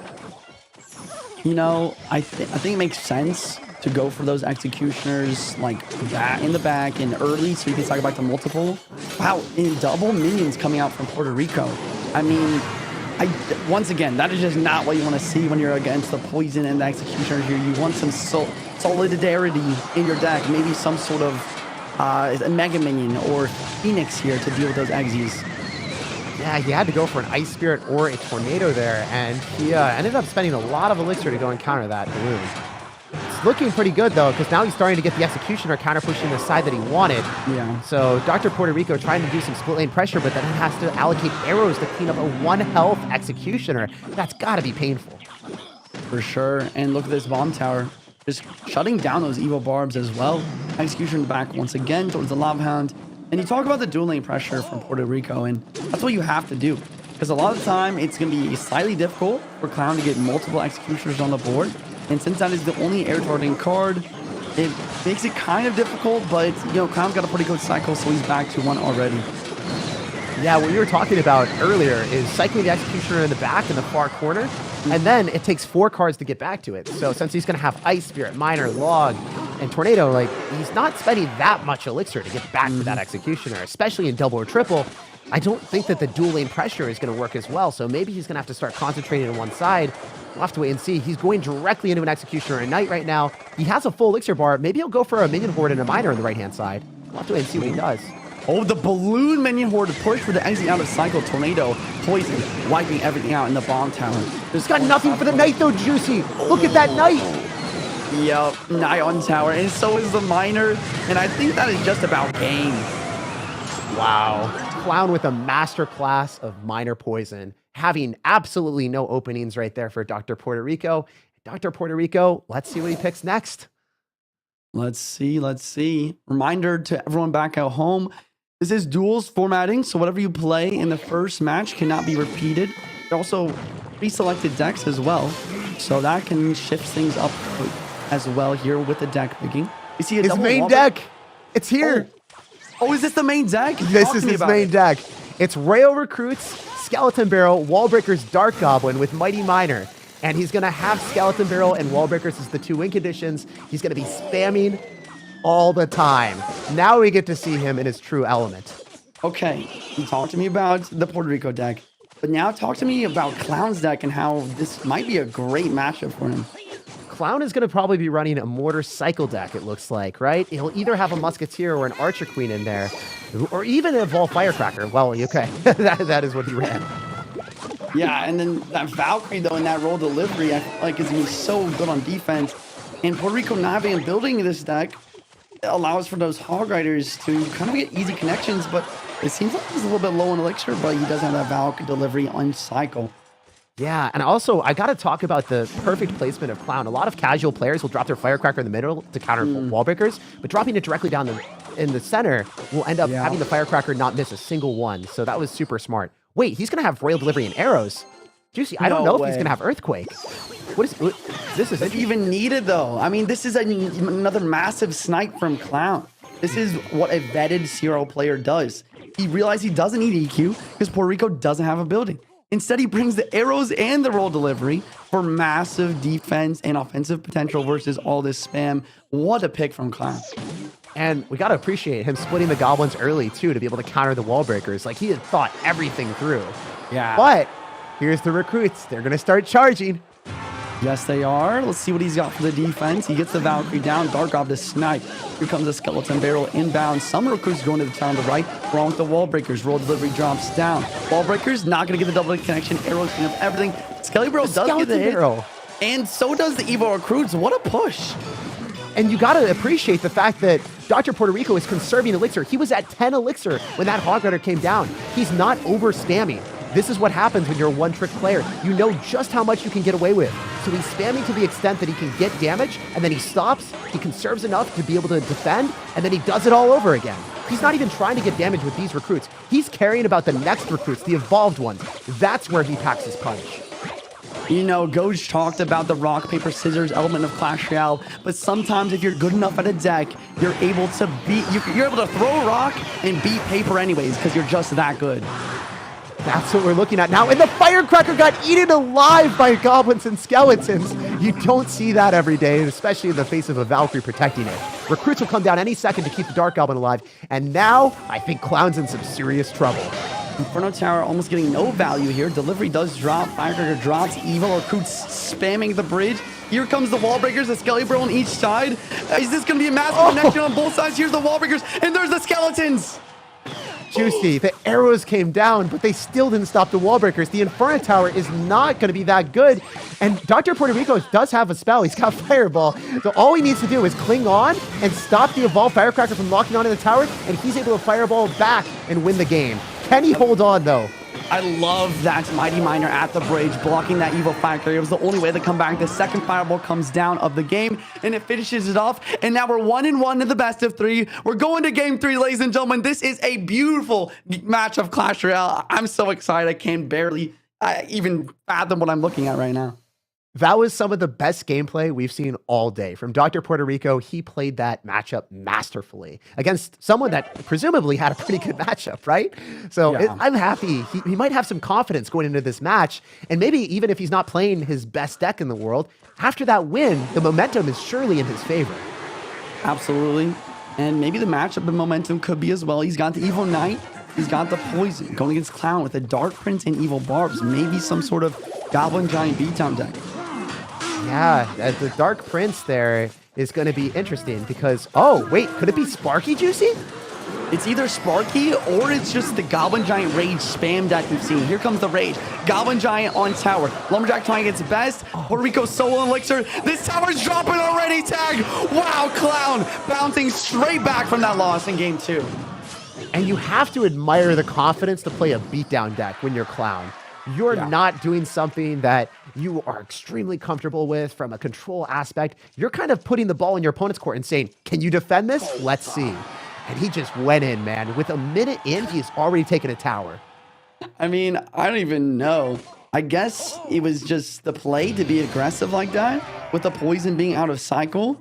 But, I mean, that's just a fascinating idea, just a macro idea there. I mean, you talk about the comfortability of playing a cycle deck, but with a beatdown deck, he just threw all his marbles at the bridge, and they ended up rolling in and taking that tower like it was nothing. So talk to me about this. He's obviously got Ram Rider. What's the key to come back? I think it has to be dropping a Lumberjack, spamming a Heal Spirit, and praying that you can just build up a big push without Ram Rider getting away from the mini P.E.K.K.A. Oh, even though you talk about that big push, and that's what he's able to do here to get that one Ram Rider connection. It looked like scary, but Clown's got that fireball for the defense. Not only is fireball so good for those big pushes, but it's so good for stopping the magic archers as well. We see the Evolved Knight cycle to the left-hand side. Maybe he's going to try to do some split lane pressure, but he also has to deal with the minions. He can't just let those go. He's got to go for Magic Archer to clean them up. Forcing out the Barbarians on the other side means that, well, Clown now has his mini P.E.K.K.A. as his only reliable answer to the Ram Rider. Here comes the Lumberjack, the Heal Spear, the Barb to try and slide that Ewiz, but the Goblin Giant pushes the Barb enough so the Ewiz is going to survive. He's able to defend. Here comes the Ram Rider. Ewiz still alive though. Any P.E.K.K.A. dropping on defense. Does he have a Fireball? Gotta push that away. Fireball comes down on the Magic Archer. The Knight is approaching the tower. The Barbarian is gonna get swiftly dealt with by minions. And with 16 seconds remaining, the ball is definitely in Clown's court to screw this one up. Yeah, I think that Clown's got this unlocked. 5 seconds, gonna tick off the timer here. Puerto Rico has given up once again. And Clown with a 2-1. A very nice match of Clash Royale. GG's all around. You gotta say, the Clown won the circus today. He ended up weathering the storm in the second game where, you know, he got destroyed by someone that played perfectly, and he came back furiously, being able to dominate in the last match. It's impressive. Impressive and such a fun match to watch. Again, we are being treated to some incredible Clash Royale sets, by the way. So much fun across the board. The beatdown deck, Juicy J, at the end. I mean, I think that first tower went down in game 3 in like 50 seconds or 51 seconds. Incredibly quick beatdown. I mean, the Dark Prince on the defense, the Poison was out of cycle. He said, you know, why not throw Goblin Giant Minions Rage in the bridge? And you know, Bridge Spam, that deck that Puerto Rico was using, it's great for offense. It's not so great for defense. You don't have a building to distract that Goblin Giant, and that tower dropped so fast. Well, Tag, I was talking about the rock, paper, scissors. I gotta say, game 2 in particular, Juicy J, I love the comment you said. I think you said sometimes rock beats paper. That's exactly what we saw, right? And Tag, I know you were excited about that deck. I guess it lived up to the expectations, yeah? It lived up to the expectations every time. He was able to protect the Dark Goblin with the recruits, salvaging every important card that he could. Every time he went on offense, it was calculated. He never overcommitted. He still had enough elixir to have that Mighty Miner to finish off the Hog Rider. He retained the card cycle he wanted, and it was just incredibly impressive to see that all work out in quick succession with no misplays. It gave him some confidence in the next game, but it was definitely a bit short-lived after that Goblin Giant steamrolled. Yeah, that's exactly right. Juicy, walk me through a couple of these replays. Of course, you saw the first win, but this was those moments where, rock beat paper this time around. Yeah, Arrow's not coming down in time. The Skeleton Barrel was honestly the MVP, and the last play at the end here, just predicting that Firecracker, not allowing any sort of comeback. Looking at the game 3 replay here, we saw that aggressive Gob Giant at the bridge though, and Clown, not letting the nerves, not letting that loss get to him, and he just goes in and takes his tower within literally the first 50 seconds. Yeah, a really fun win, and then staved off any advances. And yet again, Dr. Puerto Rico, I think, accepted his fate at the very end here. But let's take a quick look at the stats to see the comparison and damage, of course, on the side of Clown after that victory, especially with that beatdown. That was a lot of fun to watch at the very end. Clown, just perfect prediction, but. Folks, what a fun day of Clash Royale. Let's take a look at the bracket. We're going to head straight into the bracket and see where everybody's at. Because, Juicy J, Tag, we have found our 5th qualifiee, if you will. The 5th player to make it to the Grand Finals to compete against, you two. And OJ, of course, and Shane. We've got 3 more to award, or rather 3 more that can be earned. Sugar Frenzy Luminary up next. Now, I know we might be giving away one of you to your watch parties, and I know your chat's excited about that. So, Juicy J, before I send you away, talk to me about this Sugar Frenzy Luminary matchup and maybe who you think could win. I definitely think Luminary's gonna win, but who I'm rooting for is Sugar Frenzy. I do not want to be playing against Luminary next Saturday at 3 p.m. Central Time. Make sure you guys are here for that tournament. But Luminary, like Tag said, one of the best mortar spam players in the world. Every time I play him on ladder, I get demolished. Like, this man is just the GOAT of mortar. I love it. I love when you guys root for the underdogs so that you don't have to play against the players that maybe are on paper the favorite to win. So exciting. Well, before we head to a short break, I've got to tell you again about the Samsung Galaxy Z Fold 5. We've talked about the 7.6-inch interior screen. It's a large screen, and it enhances your gaming experience. And the Supercell games you're watching now, including here with Clash Royale, are optimized with the screen size to make competing and leisurely playing even that much better. Go check out the Samsung Galaxy Z Fold 5 with the command !Galaxy Z Fold 5, and you can also just head down to the link in the description below. OJ already joining us to show off the device, so you know you want to get your hands on it. Folks, what a fun day of Clash Royale and an incredible device to talk about, all powering all of this competition. So if you're enjoying it, go check it out. And if you're enjoying the broadcast, make sure you subscribe to the Samsung channels here down below. Follow, like, all of those good things. We're live on a modicum of different channels, and there's a ton of different channels and social medias to go follow. You can see all of those down below here with Samsung. Stay connected with Samsung. They always have some incredible new products they're offering and some amazing events that they're a part of. Let's take a look at the up next graphic, because guess what? We've got Sugar Frenzy, we've got Luminary up next. You're not going to want to miss this matchup. Will it be the underdog or will it be the on paper favorite? Don't go anywhere. We'll be right back after this very short break. And I are here right now to announce something very exciting. Drum roll, please. Galaxy Battle Superverse program, where where the entire Supercell community will come together. First of its kind cross-game event where Supercell universes will collide as creators and players will compete in Brawl Stars, Clash of Clans, and Clash Royale to find out who the best gamer in the Superverse is. The Grand Finals will have a $100,000 prize pool. It would be $100,000 prize pool! Whoa. The finals are going to be on September 30th, and Courage and I are going to be casting. Courage will be casting. I'll be there. I will attempt to cast. You will be casting too. I'll be casting, yes.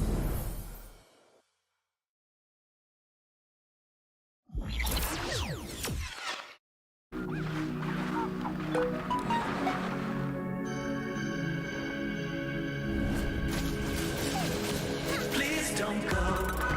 Please don't go. Please don't go. Don't go. Don't go away.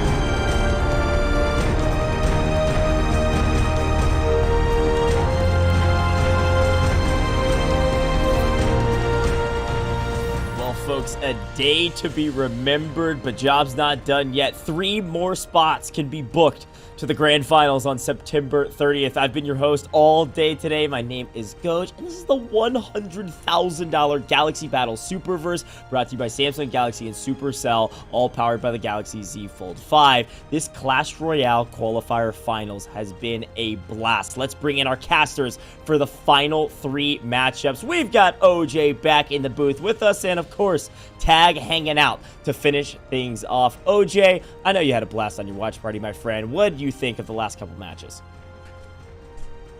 The one that really stood out to me was when he got counterpicked with Bomber, Fire Spirit, Valkyrie. That was just ridiculous. You just get so absolutely hard countered by the deck that you're good at. Oh, that was true. That was my favorite match all day.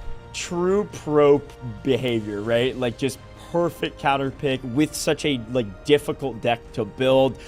Tag, I'll even hand this to you as well. What has been your favorite matchup of the day that you've seen?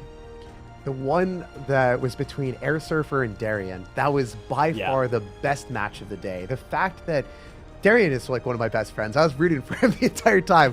But Air Surfer, he played perfectly, constantly applying pressure the entire time to the point that Darian was forced on the defensive end. Darian had to drop multiple bomb towers. Meanwhile, he was getting minor poisoned out, and they were both around 1,000 health. Darian had matchup, and then it barely went in Air Surfer's favor. I was mystified by the fact that he was able to make that happen, and I thought for sure that Darian had the game on lock. So that was the one that I just had immense respect for Air Surf, and I truly believe he's the best player in the United States after that match. I don't think there's a doubt in my mind after that.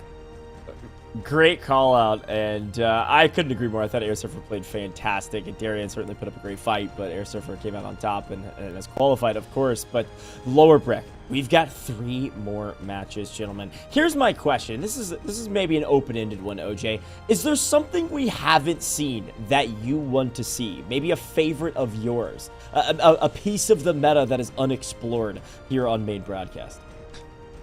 We've seen every single evolution played from Royal Giant, Royal Recruits, Mortar, but we haven't seen an Evo Skeleton yet. Yeah. I want to see someone get cheesed so hard that the skeleton trickles onto the Princess Tower, into the King Tower for a 3-crown victory, just in one solid push.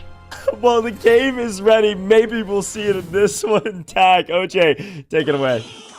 Luminari is already going in for an Ice Spirit, so we don't think it's going to be a Mortar deck. It's probably going to be that minor it's poison not an evolution deck. skeleton. Yeah, it's unfortunate we don't get to see that immediately.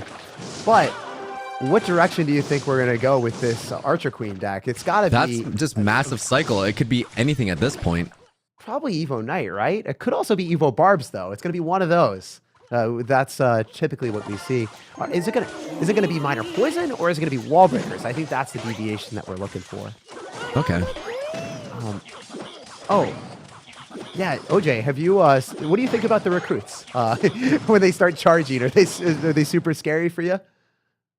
They're just so intimidating, and the thing about them, if you're a casual player, you get one connection and it's completely over. And the difference with this this competitive scene is that you never see an accidental connection. So it's just really nice to see all these crazy plays right now. Oh, you were right. There's a Barbarian on Luminary's side. Yeah, he's deciding to go for that just because it's a little bit better if you're playing against a Goblin Giant or a Golem. It just keeps you safe. So he also allows himself to start using the Evolved Knight in other type of situations with other control decks. Because it is one of the strongest ones. Right at the bridge. That's a spicy one.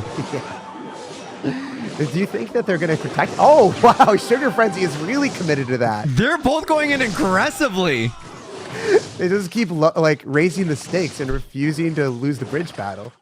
And it seems that Luminari, without using the Archer Queen ability, now has some significant counter push. Oh, but that's going to take out the shield for that roll delivery there, and it's going to have a charge. Yeah, it's also interesting. So Sugar Frenzy's main deck is Royal Hogs, Royal Recruits. He's taken a piece of his main deck and deviated it to be a bit different. I wonder if he's going to use his Royal Hogs in a future game, but the wall breakers are his choice as win condition right now.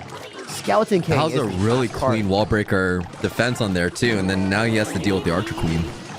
Yeah, talking about that, it makes him rush his Royal Recruits right into a bomb tower. Typically, you'd want to drop that a little bit further back so you can build up bigger pushes, but having to drop that directly into bomb tower, that has to hurt the mental.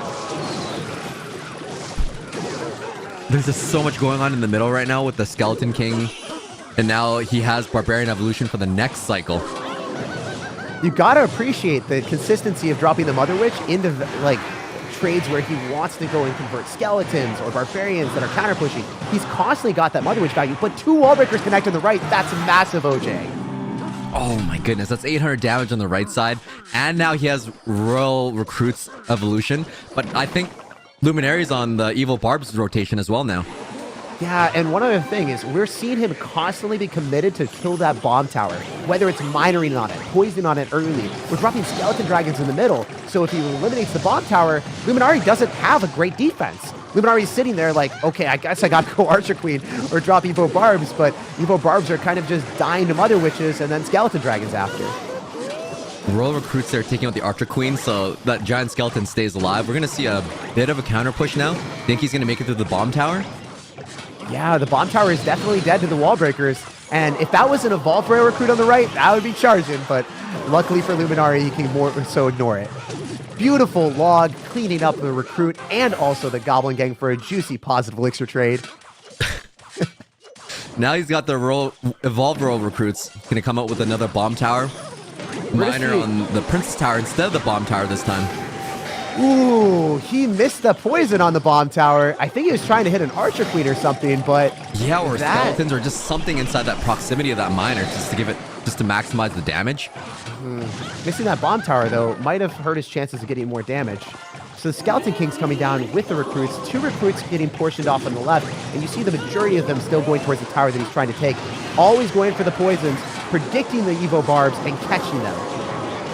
Oh, that's a really value poison right there, getting the Barbarians and everything else. He's just going aggressive on the right side right now with the Skeleton Dragons, the Miner. The Barbarians, they didn't stop the Miner's chip damage. I think this might be it. Yeah, talking about Skeleton Dragons damage, they have been relentlessly spammed at the river. Seriously, if you don't have Archer Queen in cycle, how are you supposed to deal with them if you're Luminari? Oh, that was a clean one.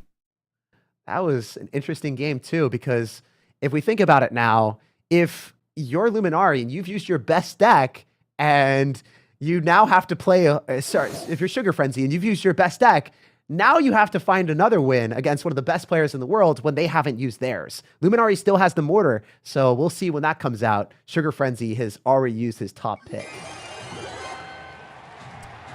So Tombstone coming out, Sparky already. So Luminari is either showcasing a Graveyard deck or a Lava Hound deck or Royal Giant. And Sparky, well, it's... there's no way there's no Goblin Giant in here. Yeah.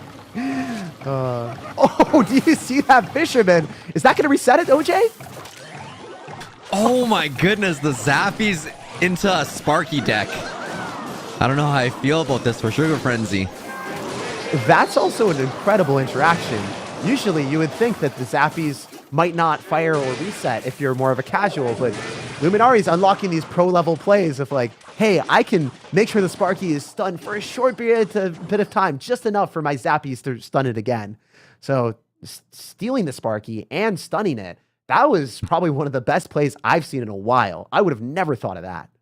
That was really precise play there. Just so much, just a testament to how good these players truly are and the micro and the macro level strategies of everything. Like having to count card rotations, elixir, and now we have to consider evolution rotations.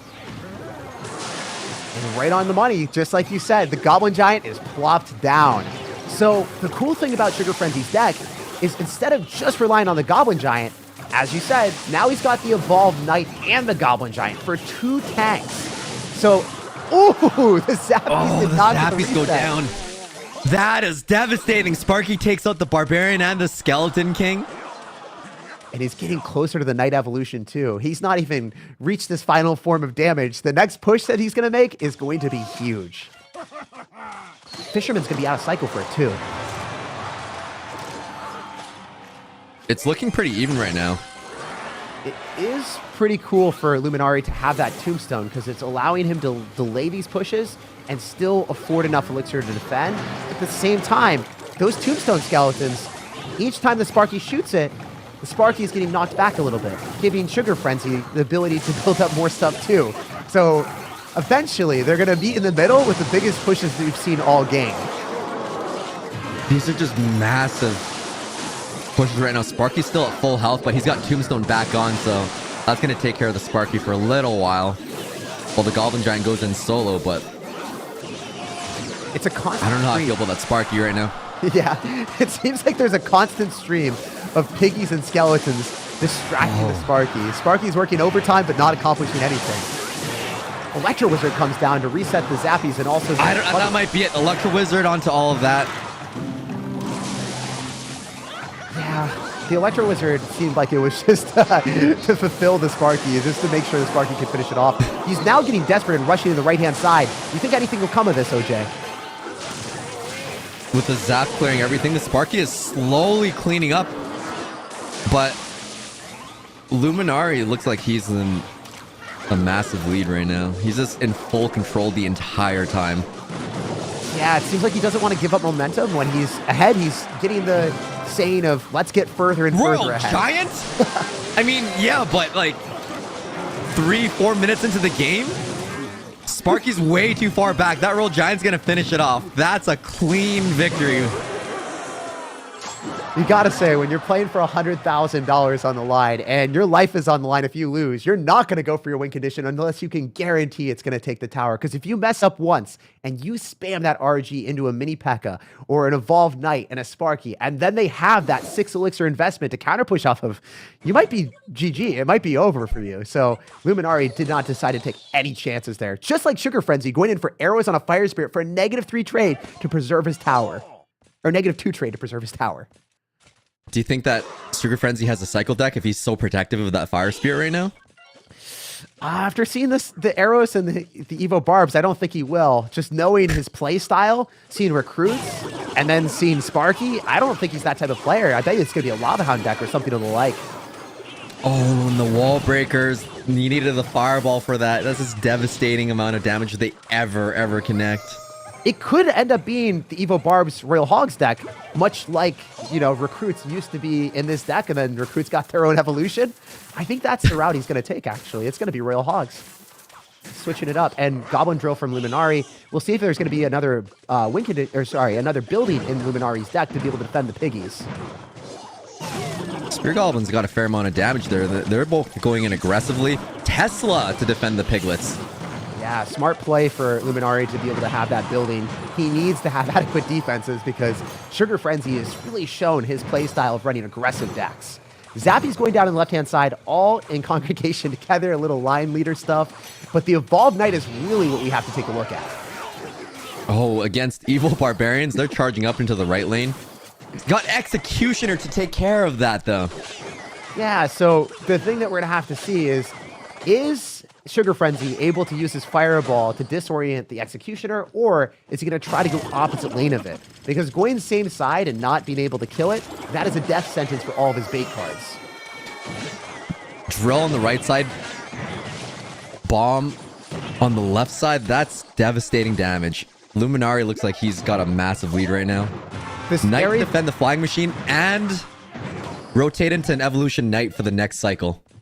The scary thing that I'm looking at for Sugar Frenzy, knowing his deck, he's going to have defensive options that are 4 elixir with the Goblin Cage, 5 elixir with the Evolved Barbarians. He's having to drop all these high-cost cards to go and maneuver and somehow counter wall breakers that are split up, and then also Goblin Drills. So you're in a position where your cards aren't as efficient and they can be maneuvered around. So it's an uphill battle for Sugar Frenzy. He's got to find one good opportunity. He can either get through with the Fly Machine, the Royal Hogs, or the Evo Barbs. Those are his 3 win conditions, and he has to make something happen. I bet you he's going to have to eat damage to even try to, though.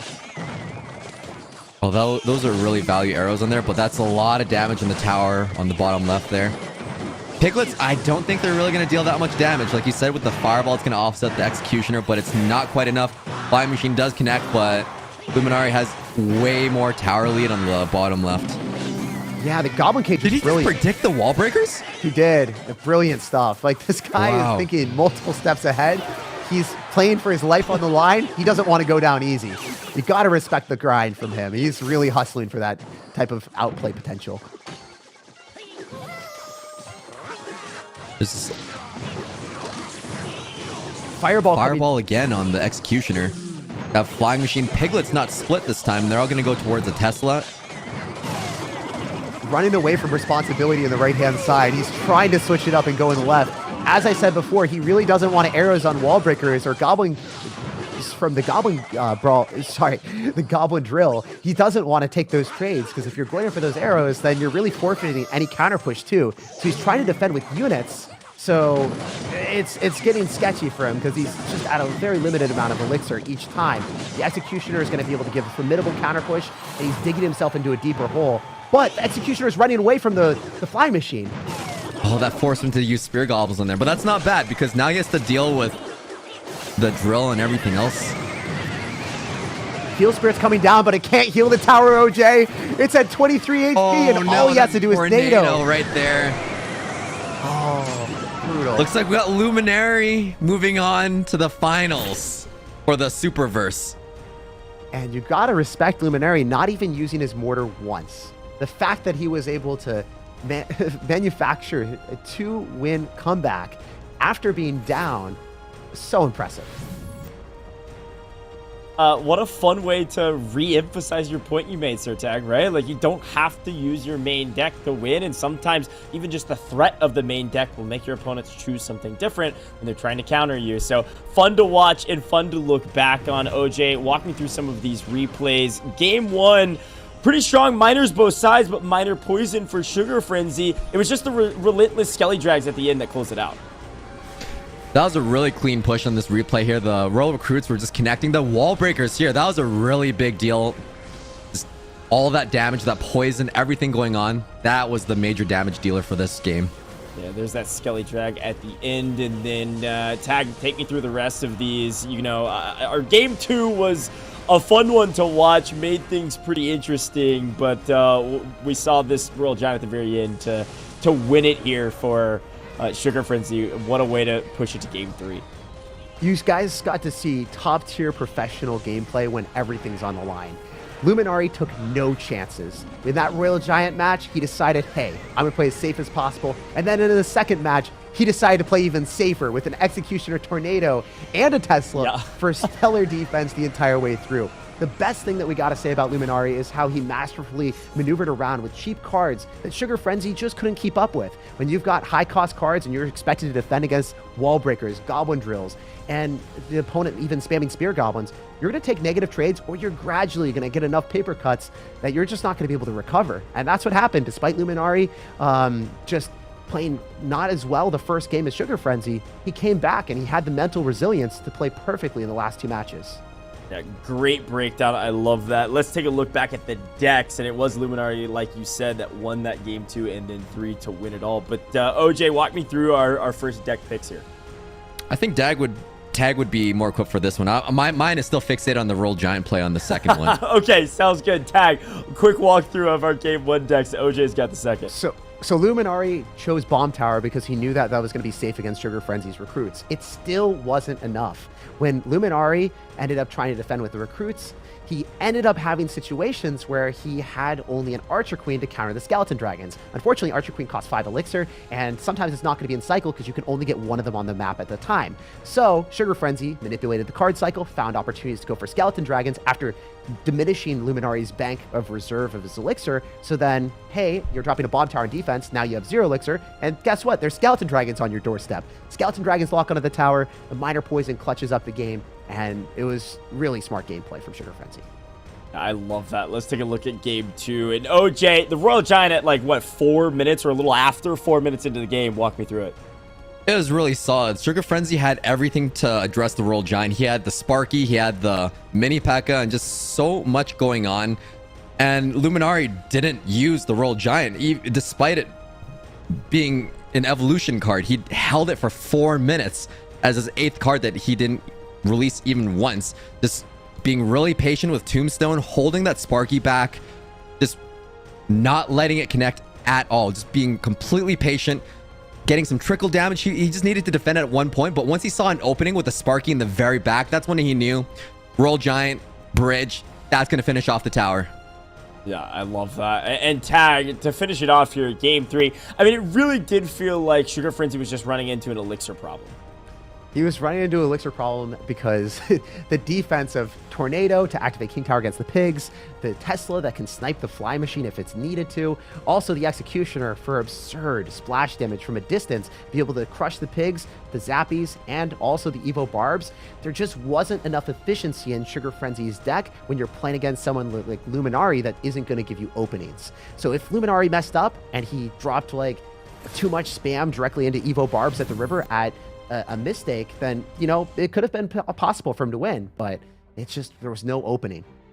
Yeah, I mean, there's so, small room for error in competition like this, right? Like, these are some of the top players all over the U.S. I mean, some of the best players, period, right? Very, very strong players, and they're showcasing that on main stage, not only with their counter picks and everything like that, but just the micro of being able to play those small moments perfectly to close out victories. Very fun one to watch. Yet again, seeing some of the best Clash Royale has to offer. I love it, but it's time to look at the bracket. The lower bracket is here, and Luminary has booked their ticket to the Grand Finals a week away, 3 p.m. Central Time, September 30th. You're not going to want to miss it. 6 out of 8 players has closed it out. We have 2 more matchups, gentlemen. And OJ, Darian, back on main stage against Future this time. What are your thoughts on this matchup?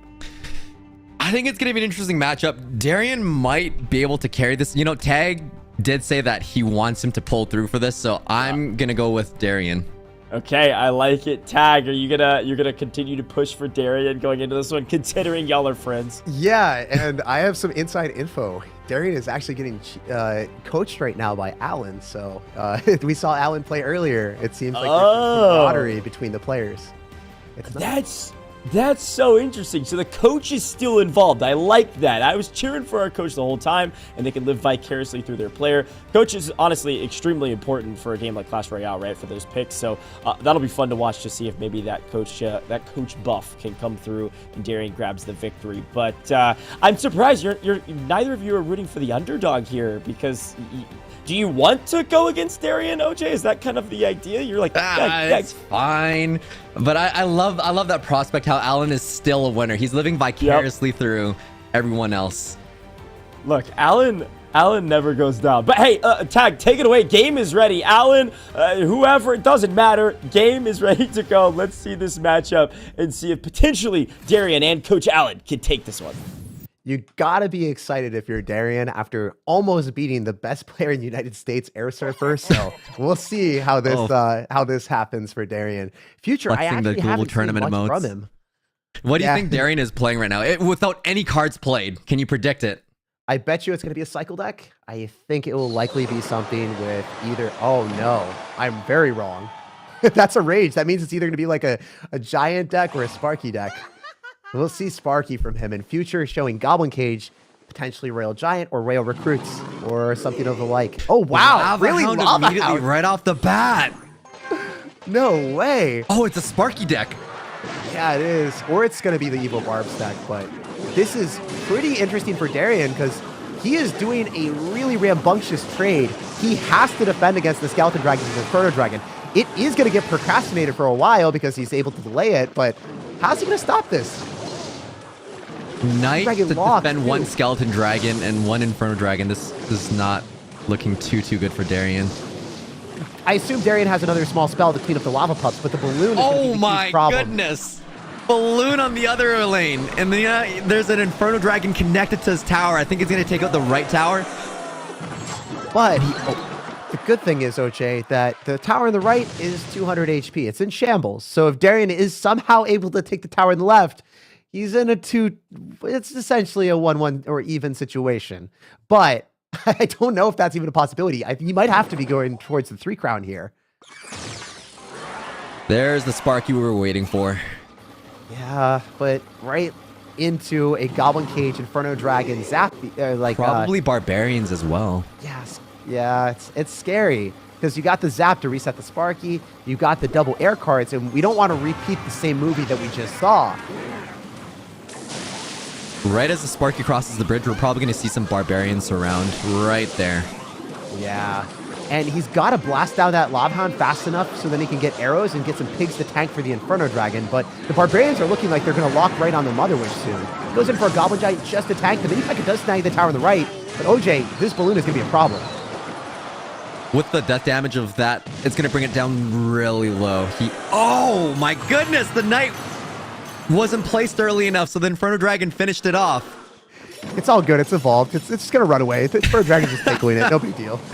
20 seconds left. I don't think Sparky even has enough DPS to finish off the tower, even if it connected. Yeah, this is looking really rough, but you can see that Darian has a heart of a warrior. This guy is not giving up. He's going to try until the last second. He will not let himself get 3 crowns. at this point, they're probably figuring out what decks do they pick next, because they're probably going to have to face some cycle decks, wall breakers, and they're just formulating which picks.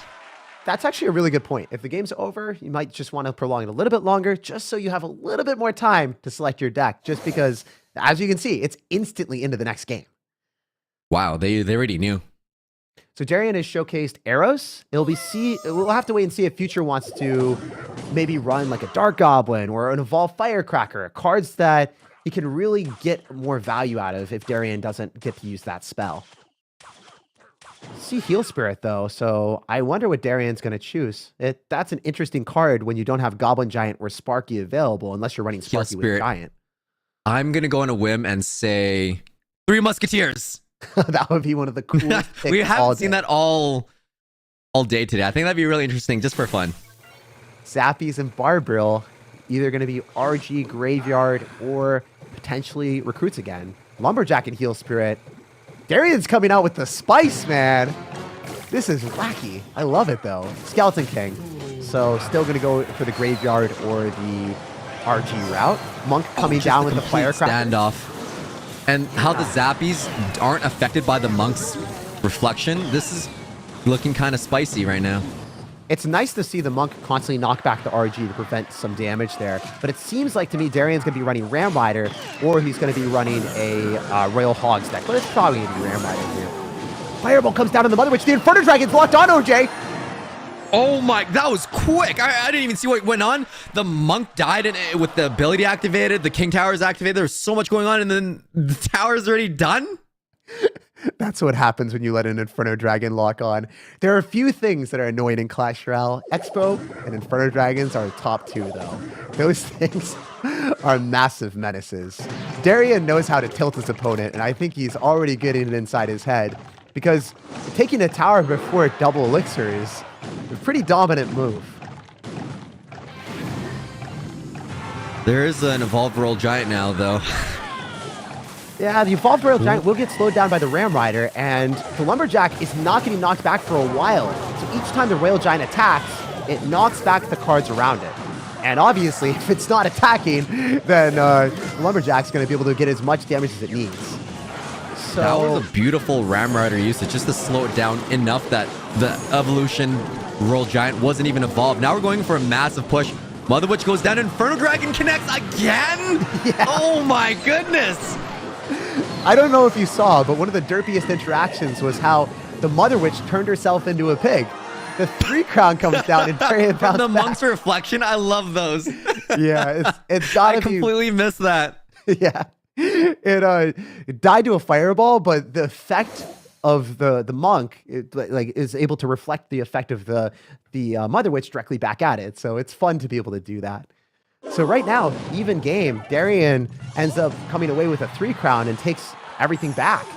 So Ice Spear from Darian and Log. This is the direction I thought he was going to go at game 1, but he saved it to the very end. Fast cycle deck, his comfort zone. Future also running an evolved night deck with poison, so they might be running something similar. Oh yeah, they've got really fast cycle decks for the finale for this. One cool thing to process is the Archer Queen will die to a poison plus log, but the Executioner will not. So Darian is in a situation where he's going to want to poison and log on the Executioner, but at the same time, he's going to have to spend more elixir on the card too. Oh, that axe was dangerously close to the towers, playing with my heart. I was worried about that too. But the cool thing that we're noticing from Darian is he's using a Royal Delivery on defense against the Executioner. What will happen is if you're dropping a Knight and their opponent's got Executioner Tornado, they'll Tornado the Knight right next to the tower, and then the Executioner will start slapping the tower too. So really smart strategy from Darian. I think the coaching is paying off with the deck pick here. Was there a reason why he played the Archer Queen so far up on the tower?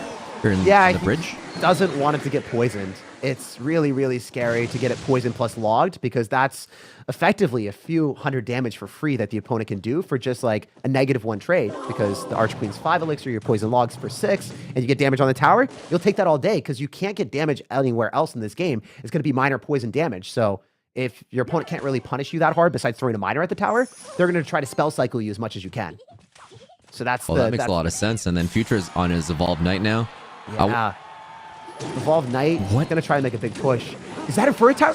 OJ, look at that outplay. Evolution? Oh my gosh. That was actually disgusting. The Inferno Tower melted the Evolution and the Miner for a +1 trade and wiping the floor with the most problematic card that Future had. Roll Recruit there, tanking for the Executioner, but it's still not enough because Future has a Tornado. That Executioner locked onto the tower, and now the Knight is causing some severe grief. It doesn't get the last shot. Darian is having to make a comeback now. The game completely flipped favors. Darian looked like it had it locked up, but that Executioner locking onto the tower completely unlocked Future's potential. So now with the poison, it's anyone's game. OJ, what are you thinking? The Ice Spirit is going to die to the Miner. It's a massive tug-of-war right now. One push gets a little bit damaged, then they counter push, and that push gets a little bit of damage. This could be anyone's game just from one slight slip-up. I gotta say, that Ice Spirit dying to the Miner never happens unless the poison's down there at that exact time. That is a key moment in the game. Darian readjusting, making sure that the Ice Spirit doesn't get one-tapped so it can freeze and redirect the Miner is big. The Miner is not getting caught, but the Evo Knight is also coming down on the right-hand side, and it's getting dangerously close to Darian's tower. All he needs is a poison. That is and one Future poison wins. away. Darian's got to go for a massive push right now, or there's nothing that's going to happen. Darian's got to teleport an evolved Miner on the tower. Yeah. Oh no. Oh, such a close game. I gotta say, that Executioner damage with the evolved Knight coming through, I thought that there was nothing for Future to do, but he somehow got the Executioner lined up on the tower, paved a pathway for the Knight, and stole so much damage back to bounce him back in the game. Tag, your boy, he doesn't make it. Future goes big in game 3. Unreal. Again, another game 3. I got Juicy J's on his watch party, but I gotta give a shout out to, well, he was wrong. I asked which games are going to game 3, and he was like, maybe one. 3 in a row have gone to game 3. This has been so tight across the board, and huge congratulations, of course, to Future. I mean, OJ, what do you think about that matchup? Because at the end, like, a war of attrition is what I would call game 3, right? Everybody just chipping around the right side, but getting down to 100 to be able to poison to finish was just, it hurt the soul for Darian. That was such a close matchup. They both had minor cycle poison, but like Tag said, that one slight interaction where that tick of poison killed the Ice Spirit was just monumental for that. Yeah, Tag, walk me through the replays from game 1 into game 2 and what you saw.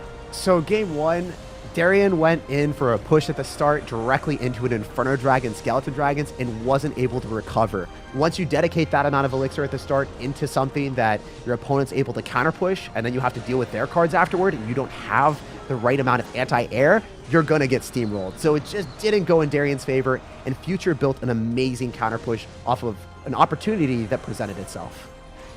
Yeah, and really the unsung hero here, or maybe sung hero, the Inferno Dragons locking on was massive, OJ. That was massive for this game where Inferno Dragon locked onto both towers.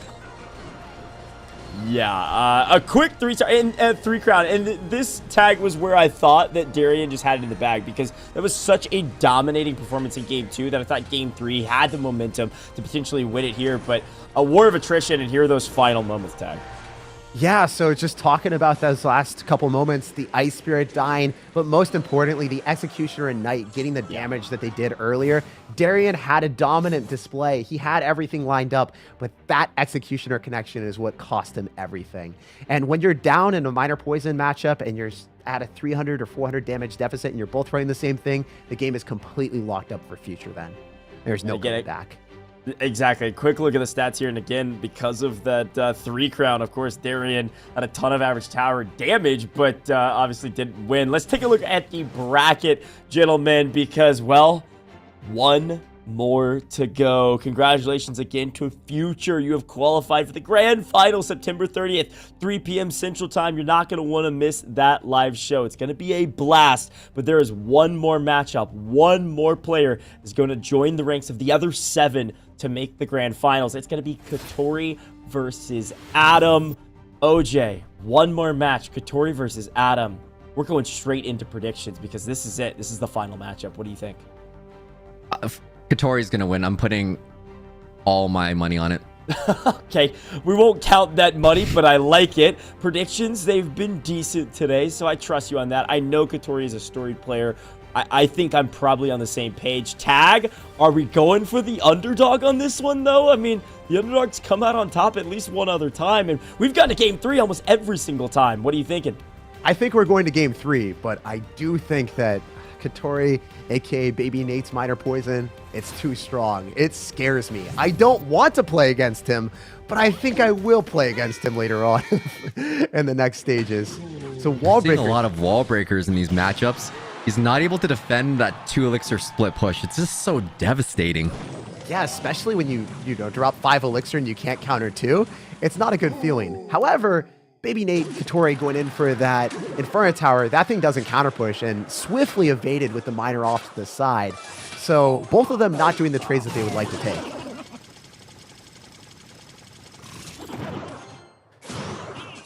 Looking at that Magic Archer locking onto the tower too, that is not what Adam envisioned. Adam is 100% running something that Baby Nate or anyone didn't expect. Like, when you see a monk, you're probably going to be expecting something like Royal Giant, but there's a balloon, a flying machine, minions. This is some extravagantly cool stuff. Baby Nate misses the tornado, doesn't get the pull. Doesn't activate the king. Oh, man. That being said, he does have Inferno Drag or Inferno Tower into Balloon and Monk, so Katori looks like he might have a bit more control right now. Yeah, talking about some extra layers of defense, if you absolutely need to, you can go for an Inferno Tower, and then you can pull the balloon even further with a Goblin Drill. It's probably not going to happen, but there is a possibility.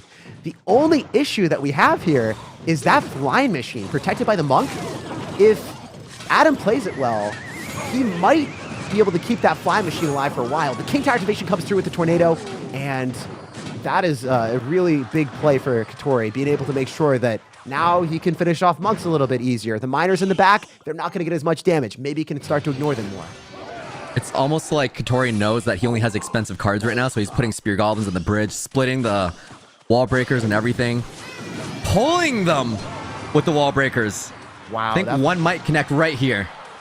We got to talk about that high IQ fireball, forcing a situation where Katori was having to drop that knight so he could get even more value. It was already guaranteed that he was going to clutch up and hit a Magic Archer, but he wanted more. He got 7 worth of elixir with a 4 elixir card and hit the tower. Big brain play from Adam. And now he's going in through with his push again, trying to body block. Prediction minions for that, though. Yeah. And prediction minions come up clutch. Wait, is the balloon getting pushed slightly to the right? He tried to with the fly machine. Almost. If you saw that. And again, That would have been devastating if he was able to push that balloon away from that Inferno Tower. yeah, this is But what with he's the going Evolution for. Knight tanking for the flying machine, this is going to be a deadly push. The Goblins push the Knight forward, forcing him to play the Barbarians a little bit earlier than he would have liked to. Oh, OJ, the Magic Archer's on the tower. More! He just needs to go in for a Goblin Drill, but when he goes in for a Goblin Drill, he can Tornado away the counter and make sure that the Goblins lock directly on the tower, but he's going to go Wall Breakers instead. Doesn't even care. The disrespect from Katori going in for all-out offense. You love to see it. Wow. We got to say, that type of defensive deck, it is scary to match into when someone has the defensive capabilities and mechanics that Katori has. It's just so devastating. Just from that single 2 elixir wall breaker card, and you only have 5 elixir cards to counter that. Gotta be that Minor Poison deck with Archer Queen and Log. So the rest of the cards in Katori's deck are to be Minor Poison, Bomb Tower, and Log here. So we'll see if Adam is going to be able to come up with something crazy to be able to break through that. If he goes directly into a Bomb Tower with the Valkyrie and a Hog Rider, he's going to have some problems because Earthquake can't break through. Maybe he's going to have Lightning. Maybe he's going to have something a little bit more mischievous with the Freeze. Hopefully we can see some spice here from Adam. I just love your clairvoyance. Plays an Ice Spirit, you immediately know that he has a poison for everything. I'm just so stuck on challenges that I can't recognize it from 1 or 2 cards. Oh, that's all good. I mean, it's just it's a meta deck. Once you played enough, it's just pattern recognition at that point. But the King Tower activation is going to come down with the Archer Queen. The Hog Rider doesn't get the hit. And now we're going to see some counter push with maybe a miner in the back. We'll have to wait and see if he wants to pop the abilities soon. Oh, right on the skeletons too. And the snowball. That's going to completely stop their Archer Queen from getting any hits. Oh, OJ, the curse! The I ate curse! my words. It's the curse. It actually is the curse. Skeletons coming down. Wait, OJ, I think he has to respond to these skeletons if the Valkyrie can't kill the miner in time. Oh my gosh. Just barely, just barely. And he placed the miner in the top left of that Princess Tower. He might have gotten one skeleton hit. Yeah, okay, so Evo Barb's coming down, but the Firecracker is able to splash on them, so we'll see if Adam is able to cycle to some Evolved Firecrackers. The way Adam wins this is getting some juicy Evolved Firecrackers connected to the tower. And so far, he got a great trade with that Firecracker against the Evolved Barbarians. A regular 3 Elixir card, eating alive a 5 Elixir Evolution. I'll take that trade any day of the week. This time going in with bats instead of a snowball, so he can kind of just put a Valkyrie in there, but Valkyrie might have been a little bit slower than he would have liked because it didn't tank for the bats. One thing that we have to witness, though, is the fact that the Hog Rider's on the tower, and then the Firecracker Evolution. This is what I was talking about, OJ. Oh my goodness. Even though there's a nerf, that's still a devastating amount of damage. It was close to getting that extra one there, too. It was loading up. Very barely close. Died of the poison. You gotta appreciate the mastermind of knowing that, hey, I have to poison. It's not something I want to do, but this is a play I'm forced into. Man, the miner coming down on defense also prevents Baby Nate from being able to go in for an offensive play for a while. Adam has completely swung the game in his favor. Baby Nate now is starting to rely more on poisons, trying to go in the same side, and keeping that Archer Queen alive as long as he can so he can cycle more miners. Archer Queen with the ability locked on to the Valkyrie. Did you see that? He got away with defending with an Ice Spirit Skeletons and tried to log so the Hog Rider didn't get a single hit. He wasted 2 Elixir with the log, but that was really smart. He had the animation of the Earthquake still on the field and still perfectly timed the Skeletons so the Skeletons didn't get hit. That's some top tier mechanics. With the King Tower activation, the Hog Rider is going to have a bit of trouble, but the Firecracker just connecting, it's a little devastating right now. It's very close. Katori could still win this.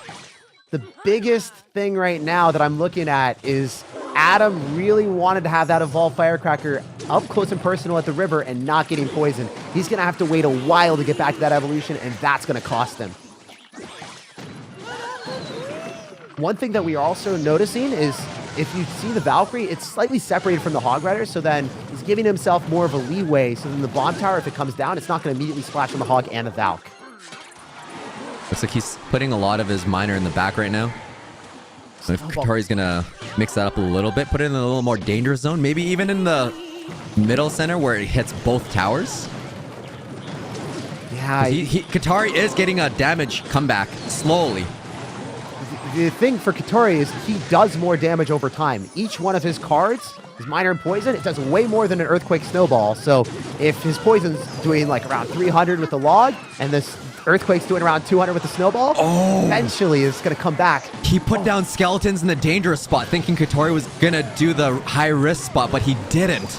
It's all mind games at this point.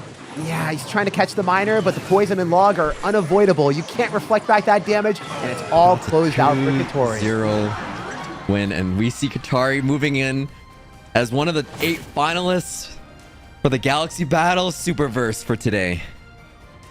Showing his prowess as one of the best Miner Poison players in the entire world. It was quite obvious he's one of the best Miner Poison players in the world, right? Like, I feel like Adam had a huge advantage going into the second game, really battled back to, like, take away the second game going into overtime, and then the Miner Poison just chip. All of a sudden, they're even. All of a sudden, we're within that 300-point margin. One more Poison, done and dusted. Katori wins it all in an amazing fashion. The only 2-game win, by the way, in the lower bracket, which is something to be said about the competition we saw today. So congratulations to Katori. We have officially crowned our 8 players that are going to be making it to the Grand Finals, which is so fun. A great day of Clash Royale, but we got to look back on some of those replays from this last matchup and see why Katori was so dominant. Tag, let's start with you here, starting with these replays in the first matchup. What'd you see? One of the biggest plays all game was Adam's decision right there to be able to make sure, hey, I'm going to have Evolved Barbarians on your tower. You need to protect that.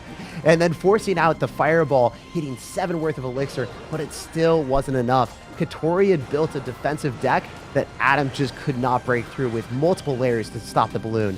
And then in the next game, we ended up seeing Katori just going to his favorite, Minor Poison. He ended up taking a ton of damage from the Evolved Firecracker early on from a masterful play from Adam. But as we saw later on, Adam wasn't able to get that next Firecracker that he needed near the river. That Firecracker had to hit the tower for Adam to make that final nail in the coffin to get that win and push to game 3. But Katori was able to poison it, just sealing Adam's fate. Slowly but surely, having the best mechanics in the game as Minor Poison, you are going to be able to take that tower. Great breakdown, Tag. Let's take a look at our bracket. Starting in the lower bracket, we have officially found our 8 players. The 4 from the lower bracket, you had to win 2 before you lost 2, and these players won 2 after only losing 1. Clown, Luminary, Future, Katori, we'll see you in the grand finals, only a week away, September 30th. 3 p.m. Central Time. But back to the upper bracket, some amazing matches from above, and these players, well, they were near perfect. Ian77 and Air Surfer as expected, Cheesecake joining them as well, and Droy. And I gotta say, OJ, you shouted Droy out at the very beginning of the broadcast and seemingly delivered. I'm 1 for 1 for my predictions. Yeah, true. Very beginning, called it out and didn't lose a single matchup. What a fun day of Clash Royale. Gentlemen, I'm going to give you a second here just to give you give your final thoughts for the broadcast and shout yourselves out. Tag, I'll start with you. Any final thoughts before we close this thing out? I did not expect so many close, high-action games. Lots of mind games throughout, and of course, the mechanics. There's so much to learn from. You guys can break down each one of those interactions, seeing how were they able to outcycle and outpace opponents. What was the mind games of like the deck selection? Just so much to appreciate. So huge thank you to all the players, and it was a pleasure to watch. OJ, same for you. Final thoughts for the broadcast before I send this thing away. It's crazy to see so many high-level players with so many specialties in all these decks. It's going to be even more exciting on the 30th when we see the finals, when all 3 games clash together. I'm genuinely so excited for that. I think this is going to be one of the funnest tournaments that I've ever participated in my entire life. The Superverse right around the corner. Well, the Superverse is here, but the grand finals right around the corner. Gentlemen, thank you so much for joining me in the booth. I'm sure you had a blast on your watch parties, but you had fantastic casting as well. I will bid you farewell. And of course, huge shout out to Juicy J and Shane as well. Amazing cast and amazing watch parties casters. They're incredible. And folks, if you want to tune into the grand finals, September 30th, 3 p.m. Central Time, you'll see those creators not cast, but compete. You're going to see them compete not only in their title of choice, their Supercell game of choice, but also in the other Supercell titles. It is the Superverse after all. Let's take a look at that schedule because yes, September 30th, 3 p.m. Central Time. You can't forget it. I've said it enough. There's no way you won't be there. All the same social media platforms, all the same live stream locations, just a little bit earlier. 3 p.m. Central Time, September 30th. You will not want to miss it. $100,000 on the line.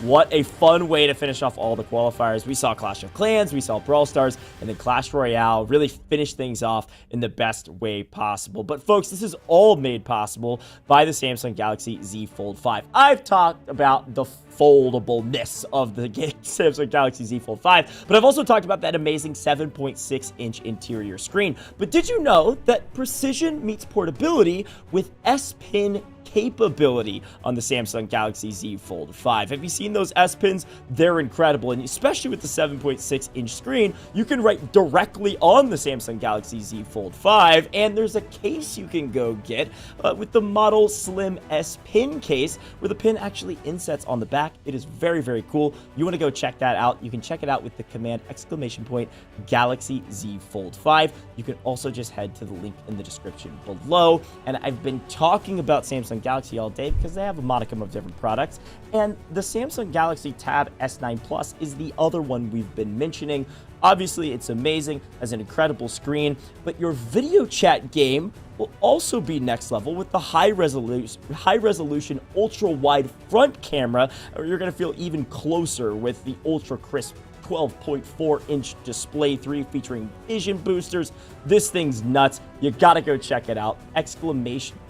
Galaxy Tab S9 is the command for that one. Go check it out. A quick link will pop up in the chat or head down to the link in the description below. Samsung Galaxy has made this all possible, and we thank them for it. But folks, one more show, 1 week away. I'll tell you one more time, September 30th, 3 p.m. Central Time. I'll be your host for that show, and I might be joined by some very special people you saw in some of those ad break contents. You're not going to want to miss it. But until then, stay safe, take care of yourselves, and get ready for the next one. And we will see you 1 week from now. Thanks for tuning in. Looking forward to the next show. See you there.